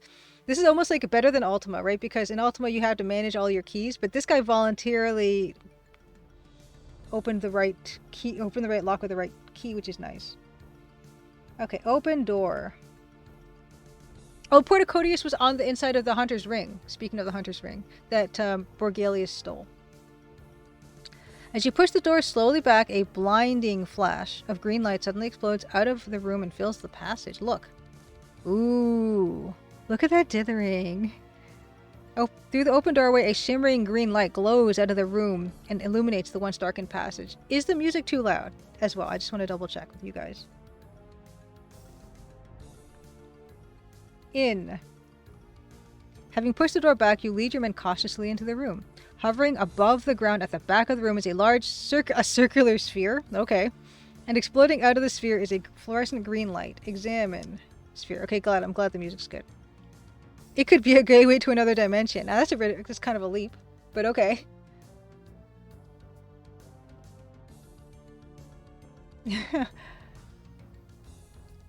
Anna says, a lot of things I find super interesting. Most people seem to find boring, but I don't feel that way. Here in this community, it's so nice. Thank you, Anna. And Deluxe Duck says, I spend hours here every week and I love it. I was hooked the first time I heard Julia plug the Crimson Diamond on that one panel in like 2020. Deluxe Duck, thank you so much. I really appreciate that. Edenway says, I think the save games in the gray box version of King's Quest 1 was just a single letter name. Or I'm thinking about the SSI game Champions of Kryn, maybe both. Monkey Toupee. No, I've seen gateways to other dimensions. That's definitely a gateway to another dimension. Now, we have met maybe not this playthrough, but on previous playthroughs, we have met a purple sphere that claimed to be a gateway to a swamp. So I can see why we would consider this green sphere to go somewhere else.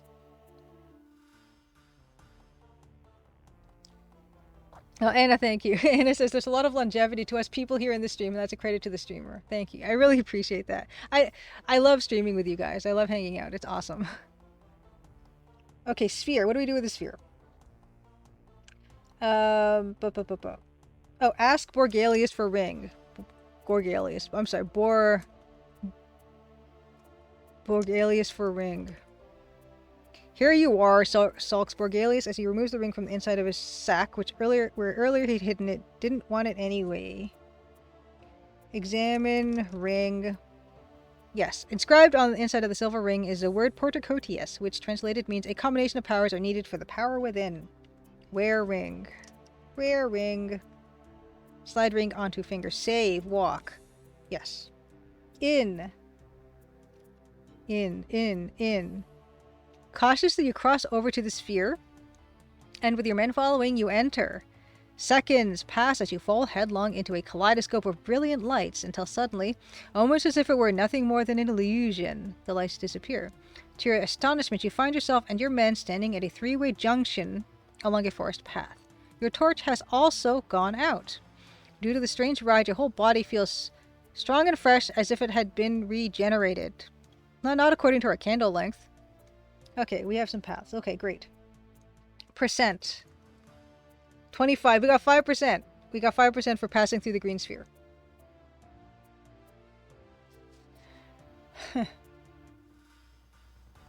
Oh, thanks, Deluxe Talks. Deluxe Talks says Julia would be a great teacher for pretty much any subject.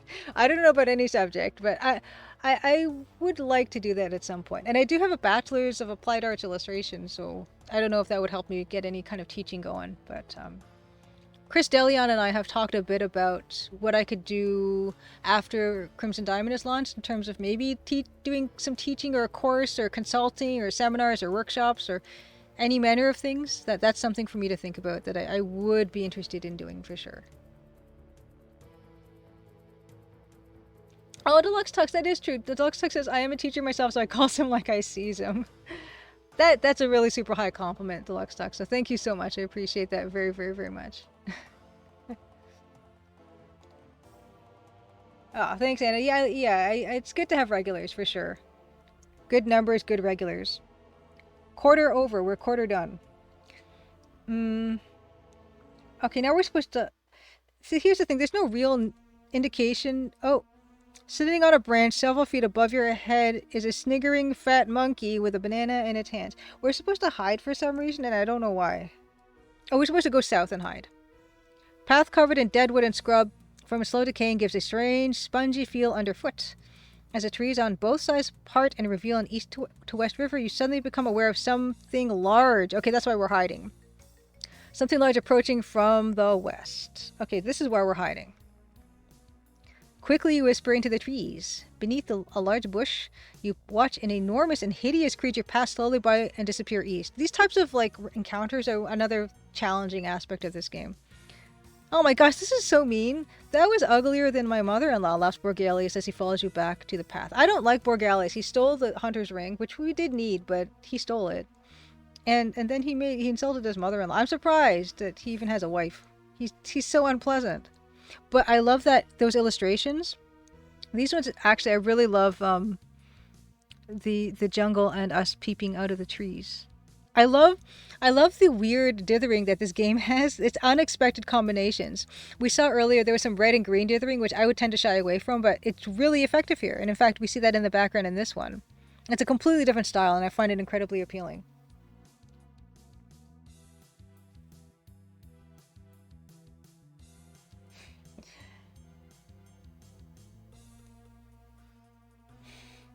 Nobody ever liked Borgalius' mother-in-law. Anna, Anthony, good evening. Happy Crimson Tuesday. We haven't met his mother-in-law. Maybe she's awful. Well, this is true, but it's almost like, I think Borgalius is awful, so I kind of feel like his mother-in-law would be a real sweetheart. Or they could both be terrible people. I don't know. Okay, look. 300 yards down the river, you can see a wooden shack. Oh, how cute. See, along the opposite bank. Great. Okay. North. Okay. Okay, that's nothing new. Look. Okay, west. Da, da, da, da. West. Okay, so this is like probably stuff I've read before. Actually, no, we haven't. This looks like a new area, doesn't it? Let me just check the map again. Or just check the map.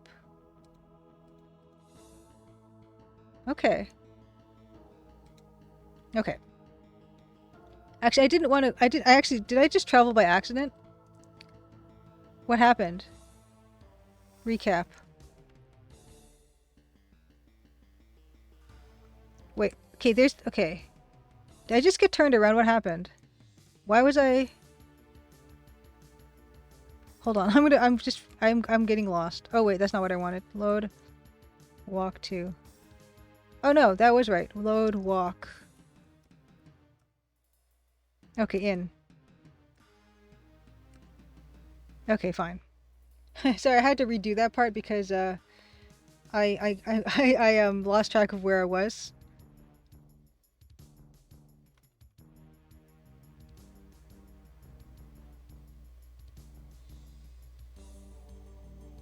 What's happening? Oh no. Hold on. Let me do this again. I'm getting turned around. In. Where ring? Do I have the ring? Okay, yeah, in.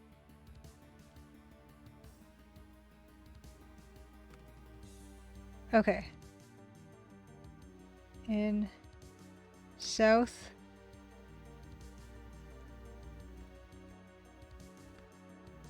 Okay. That's fine, whatever. Look. Okay. North. West. Oh no, okay, that was right. Okay. Path continues. Okay, that just... So for some reason we moved weirdly and that disoriented me. The path continues west for about 10 minutes through tangled foliage and trees before circling slowly around to the northwest. 2 to 3 minutes from the bend, the path ends at the base of a huge dead-looking tree with a hole of almost 6 feet in diameter, halfway up its trunk. Seated against the inside of the hole of what appears to be a lookout point is a large troll. Fortunately, he's fast asleep. Okay, that's fine. Yeah. I get easily turned around. Okay, climb tree. Okay, having ascended the tree, you clamber quietly into the hole and step onto a large ledge within. At the back of the small circular room, if you can call it a room, is a wooden stairway that spirals downward through the center of the hollowed-out tree. Sitting just inside the troll's entrance, the tree's entrance, and having a snooze is a troll. Fortunately, the creaking floorboards beneath don't awaken him. What do you say? Shall we give him a good kick in? Grins Borgelius mischievously. See what I mean about Borgelius? I don't like this guy. I just don't.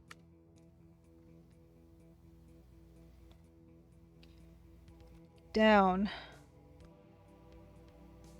Oh. Downstairs. Nice. Okay. Open door. Okay. Cautiously, you pull the door ajar. Through the open doorway, you see 2 passages north and west. These are lit by a fluorescent blue glow emanating from the wall and illuminating the passages like a lighted candle in the dark. Ooh! Oh, wow. Catching up on chat a little bit. Exactly, and I bet Borgelius' mother-in-law is lovely. And it says he probably down-talks her and she's adorable. Deluxe Tux says, that reminds me of the old joke, what's the difference between in-laws and outlaws? Outlaws are wanted. No, Cypress D, yeah, exactly. The red and green neutralizes into like a mustardy brown that's useful if you need a mild mid-tone. I really like the use of it here.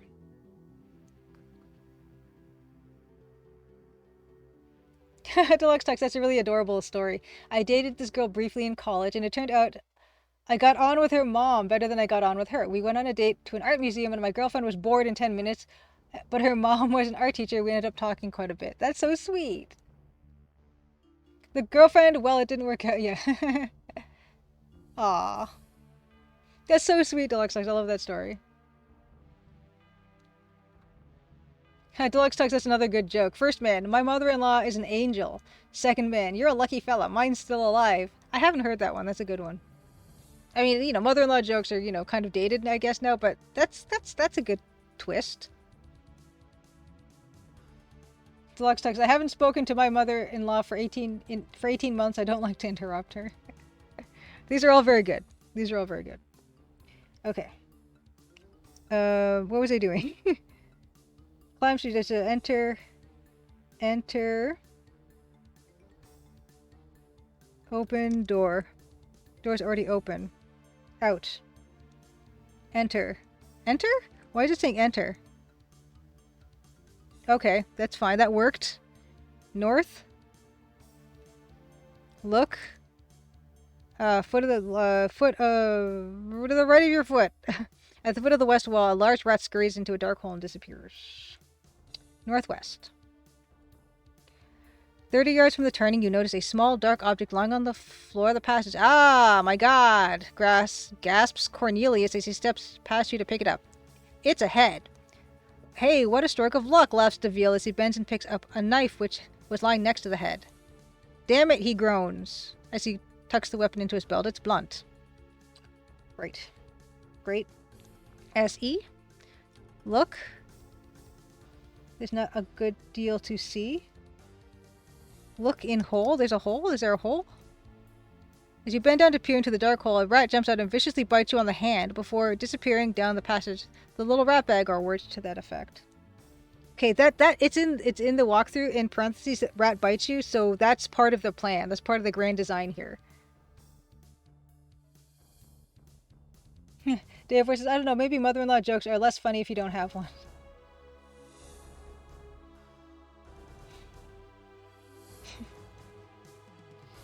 Concept of mother-in-law joke is inherently funny. It's just, mother-in-law is just like a placeholder for any other thing like you want to make the joke. It could be anything really in that part. Like someone that you have to be around but you don't necessarily want to be around. That is a kind of an unintended consequence of, you know, something. So there's a lot packed into it, I guess, more than I was thinking at the outset. Okay. We got bit. That's part of it. Looking hole. Again. You see a piece of parchment. Okay. That's great.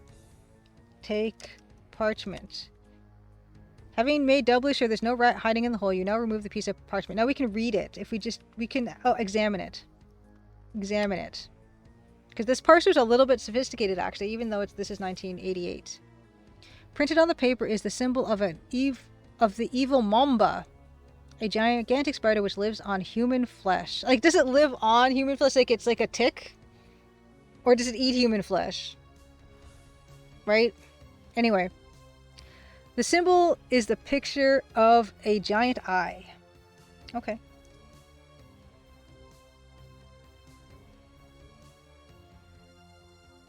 And yeah. James is. I was going to say James is an angel, but that just ties back into the mother-in-law joke.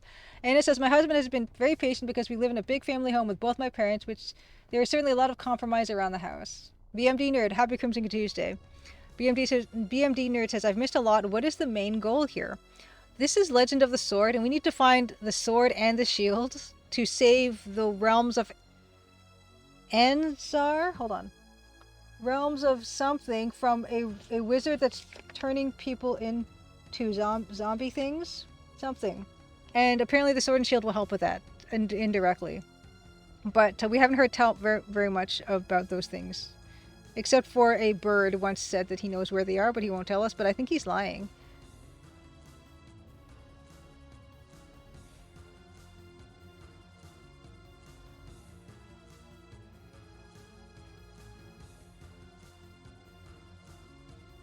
Yeah, ticks are pretty scary.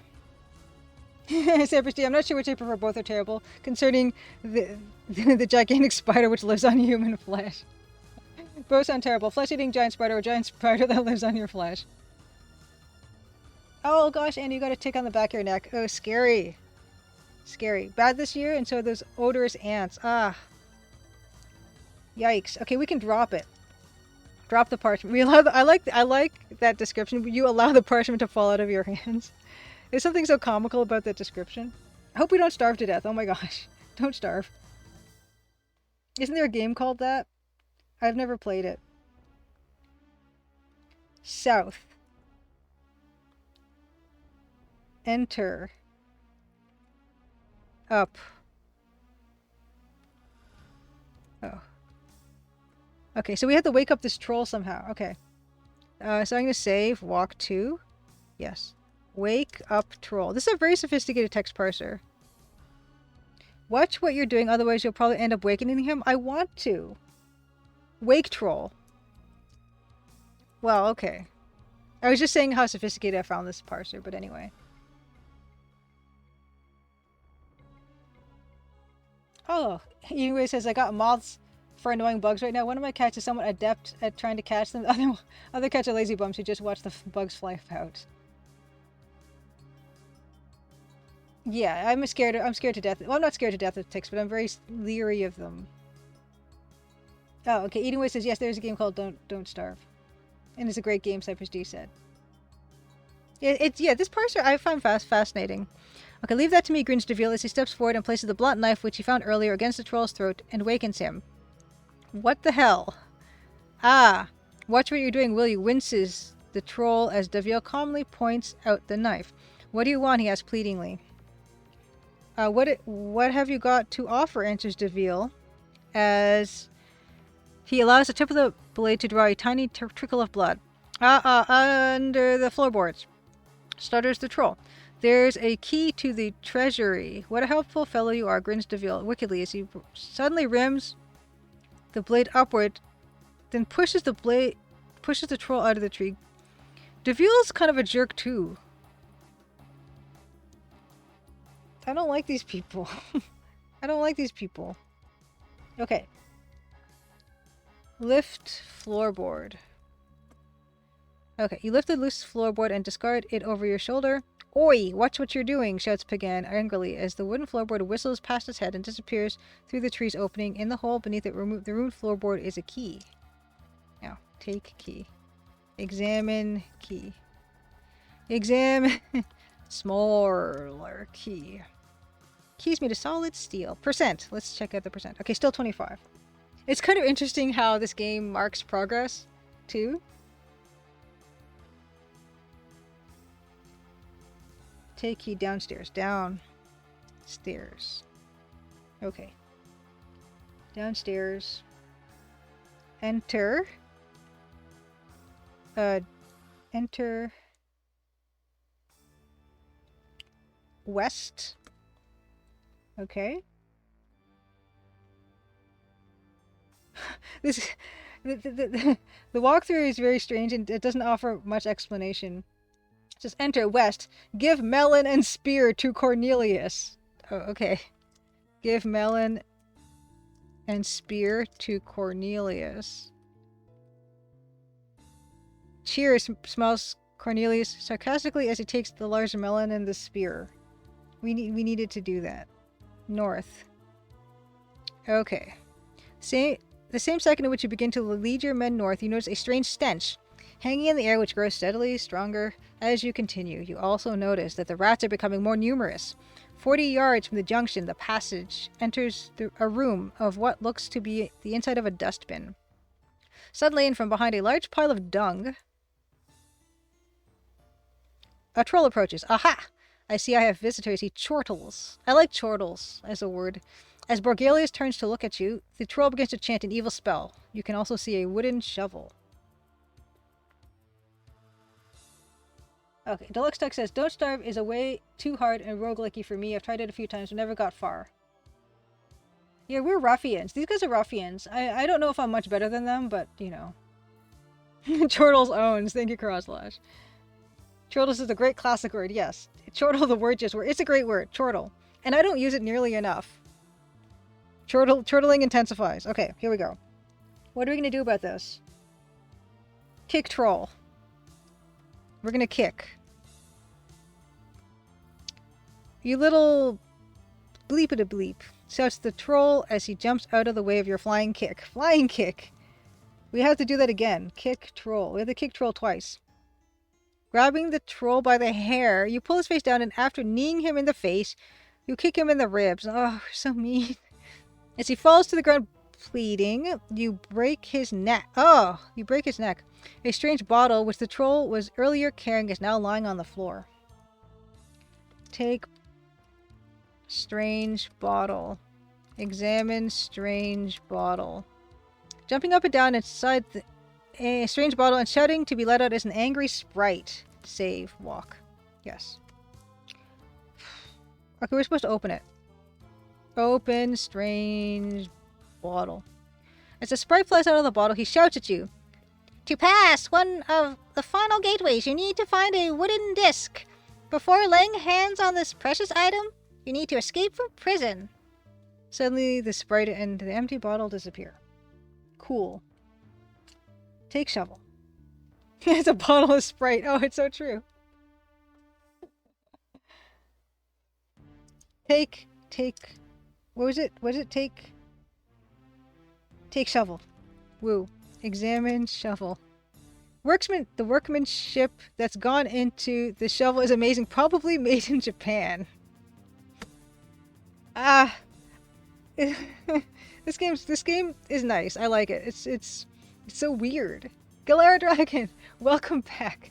We're 25% into our play of Legend of the Sword. I'm gonna play this for like maybe about another 6 to 10 minutes. Bilkin says, what I would like is a YouTube video that demonstrates by acting the different verbs like chortle, chuckle, giggle. These are verbs that cannot be described in a dictionary. They have to be seen and heard in order to be known. I totally agree.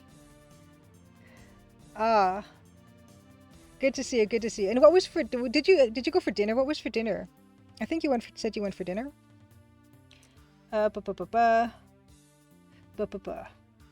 Okay. Take shovel. South. West. Okay. Unlock gates with small key. Oh, chili you made last night. Nice. I did. Oh, unlock gate with small key. Cool. Lock draws back. Okay. Great. Drop small key. Let it fall from your hands. Open gates. This is exciting. Slowly push the gates open. In. With the men following, you step through the open gates. Now apparently we're at 30%, which is very exciting. Yes! 30% of puzzles achieved. And wife wanted to watch more Lower Decks. I've not watched any Lower Decks. I love Star Trek The Next Generation. But, and I hear Lower Decks is quite good, but, I kind of stopped watching, for the most part, Trek after Next Generation. I watched, some of Deep Space Nine. I watched a little wee bit of Voyager, and then nothing really since then. I watched, one of those new shows, and the first season of Picard, and I just gave up after that. Did I watch 2 seasons of Picard? I don't even remember anymore. Okay, we're in. Look. Blocked by cave-in. Okay, this is where we are using dig with shovel. Surface of the ground beneath you is too hard to dig through. What? In west. Oh, west. 30 yards west of the gate, you arrive at a point where the passage is blocked by cave-in. Now we're supposed to dig with shovel. Apparently this is a different type of cave-in. Grunts of exertion fill the dimly lit passage as you help your men dig a tunnel through the cave-in. Finally, after what seems hours, there's a hole large enough to scramble through. On hands and knees you crawl, leading your men toward a dark passage beyond. Cool. Light torch again. Okay, we did that again. Nice. West. Ooh. I love that little room, and look at that adorable little silhouette. 30 yards from the foot of the cave-in, the passage enters a small storage room of about 40 feet square. You can also see a grappling hook. The back of the room, next to a statue standing in a niche, is a wooden barrel and a roll of neatly coiled rope. There's also at the foot of the south wall a wooden chest. Lying in the middle of the room is a grappling hook. Fantastic. Fantastic. Examine statue. Oh my goodness. Written near the base of the statue, beneath the drawing of a tiny skull, are the words, "Read the High Lord's skull through a pair of star-shaped eyes and behold a clue." Examine wall. Just above the chest, you find a small circular hole in the wall. Examine hole. At the back of the hole, you can see the pointed tip of a dart. Ooh, booby trap. Booby trap. Save. Walk 2. Yes. Examine chest. Wooden chest is closed, but not locked. Okay.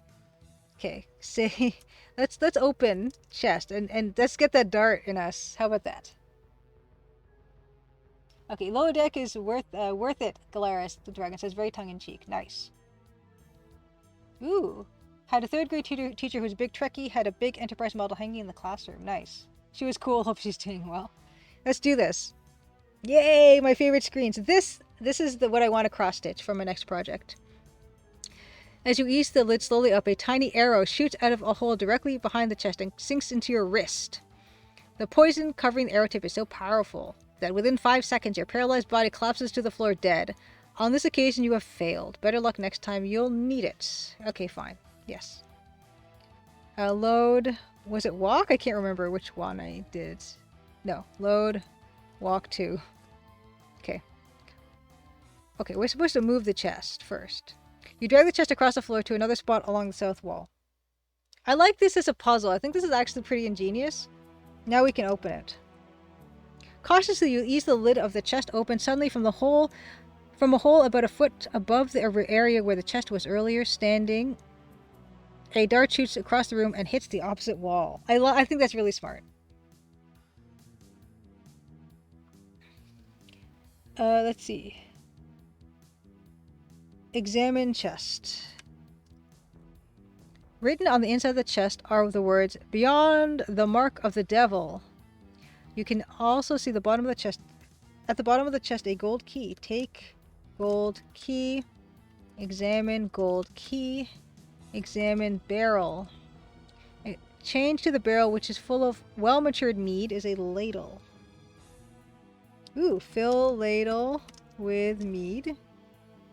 Drink mead. What if I just drank from the barrel? Drink mead. Okay, try filling. Okay, so they're not going to let us do that. That's fine. Put all in pack except bottle, sword, and torch. Would that work? That command? Put all in pack except bottle, sword, and torch. Is that going to work? Although a bit of a squeeze, you finally managed to push the tinderbox into your backpack. Backpack already full. For the time being, you'll have to carry the bronze key. That did work, though, as a command. I mean, very impressive parser, and I can't say enough about it. Fill leather bottle with mead. Examine leather bottle. The leather bottle is stitched tight with strong twine of horsehair. Yeah, oh, fill leather. We think they mean wineskin or water skin. It's fine. You submerge the leather bottle into the barrel, filling it to the top with the rather strong mead. Fantastic. What time check? 11:31. Let's save it. Walk. Yes.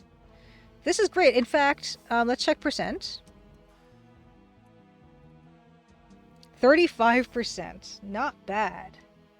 Jacob says hi. Hey, Jacob. Good to see you. I hope you're doing well. And, you know, get well soon. You and your mom both. Anna said, I am deep into a Civ 3 campaign with James and Jacob. I have to go so I can attempt to get to the industrial age. Thank you for the stream. I'm glad I made it to the screen that you were going to cross-stitch. Also, loved your Mother's Day card. Cat card is gorgeous. Thank you so much, Anna. Good luck on your campaign. And good luck to James and Jacob. Good luck to all of you, although I know there can only be one champion. Probably. I'm assuming so. But yeah, I think actually this is good timing because it doesn't look like we're going to finish Legend of the Sword today, much to my surprise. We're at 35%, but it looks like we'll be playing more of this next time, in fact. Davor, have a wonderful evening. Happy Crimson Tuesday, or happy, we'll have a wonderful whatever time of day it is. I'm going to get some Mario practice in, but Kat had other plans. Good night, good night, good night, good night. Wonderful to see you, of course, as usual. Yeah, let us find someone to raid, I guess. This is a pretty good stopping point, although I will save it again. Actually, okay, I just saved it as walk. Okay, let me just make a note. So, May 16th is walk.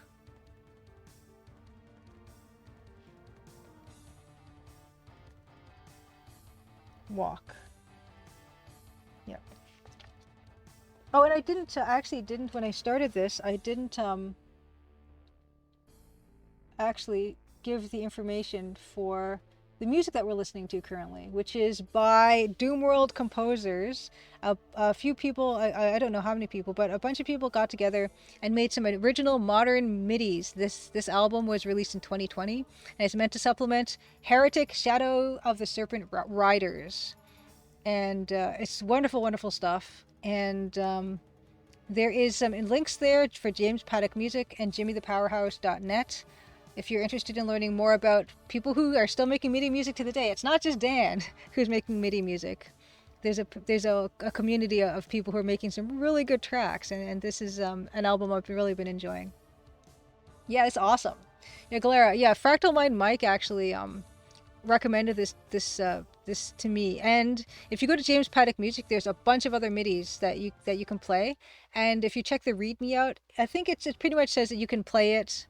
You can play this stuff, and even I think modify it and stuff like that, which I'm not planning on doing, so I didn't really look at the terms for that. But yeah, if you're streaming and you want to have some epic MIDI music, not just this album but other albums, definitely check that out and enjoy, enjoy. Aha! Galera Dragon says, I think I have this guy's stuff already, but I'm always on the lookout for more. I love this stuff. It's so perfect for this era of game, because some of this stuff doesn't actually have its own music. Like Catacombs Abyss, what Fractal Mind Mike was playing, didn't have music either, and that's why he was playing this exact thing. And I can't think of anything better. Although I will say that in this particular album, I was having some issues with YouTube, thinking that one of the tracks was some other track that is owned by somebody, and it was flagged. But I removed that track from this playlist, and I hadn't had a problem since. And Goldman Sama, happy Crimson Good Tuesday. Blauholzen. Everyone, thank you so much for coming. Let's find someone to raid. Let's take a look here. And of course, next week will be another Crimson Good Tuesday. I'm not sure what we'll be up to. It could be more of this, and then maybe working on. Maybe we'll finish Legend of the Sword next week. Maybe we'll have a Dan. Time will tell. But we'll do something together, and it's always nice, no matter what. Happy Crimson Good Tuesday, and yeah, happy rest of your week, and yeah, see you guys soon. And let's find someone. Let's just find someone to raid up.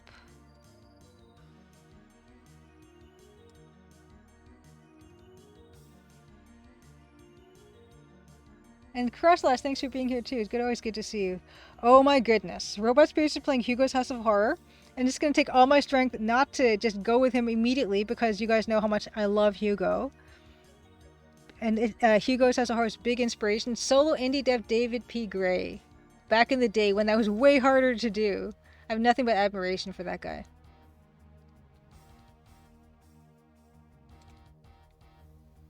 Okay. What do we got? Okay. I'm going to look for someone playing the Crimson Diamond, of course. That's what we always do when we're on stream. No one is playing the Crimson Diamond currently. It's, yeah, Galera Dragon, yeah, it's I really like Robot Spacer too. Incredibly hard to resist Robot Spacer.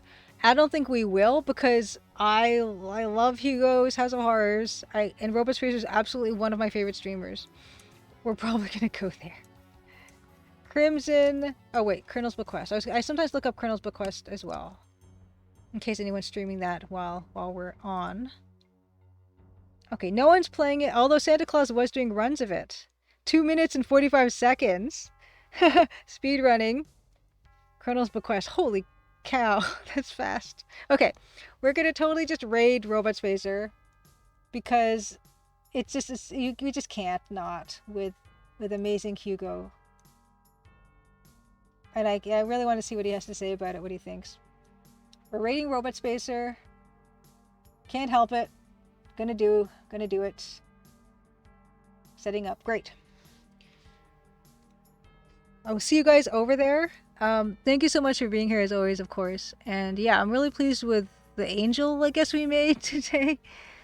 And yeah, the room will get done. The room is more than 35% done. Legend of the Sword is 35% done. We'll finish them both at some point. All right, I'm just gonna wait for that to run down a bit, and then I'll see you guys over there. Nothing much else to say. Maybe next week I'll be finished that second chapter 6 room, and that'll be pretty significant to me. But we'll see. Everything always takes longer than I think it will, but a little bit every day. That's the key. All right. Okay, I think I'm gonna do the raid now. See you guys over there, and yeah. Once more, happy Crimson Tuesday. Thank you for everyone for being here. Thank you for the follows. Oh, yes, Zenik Referee, thank you for the follow. I just noticed that now. I'm so sorry. And thank you, of course, Cosmic Void for gifting this up, and congratulations on making your Kickstarter. All right, see you guys there. Bye.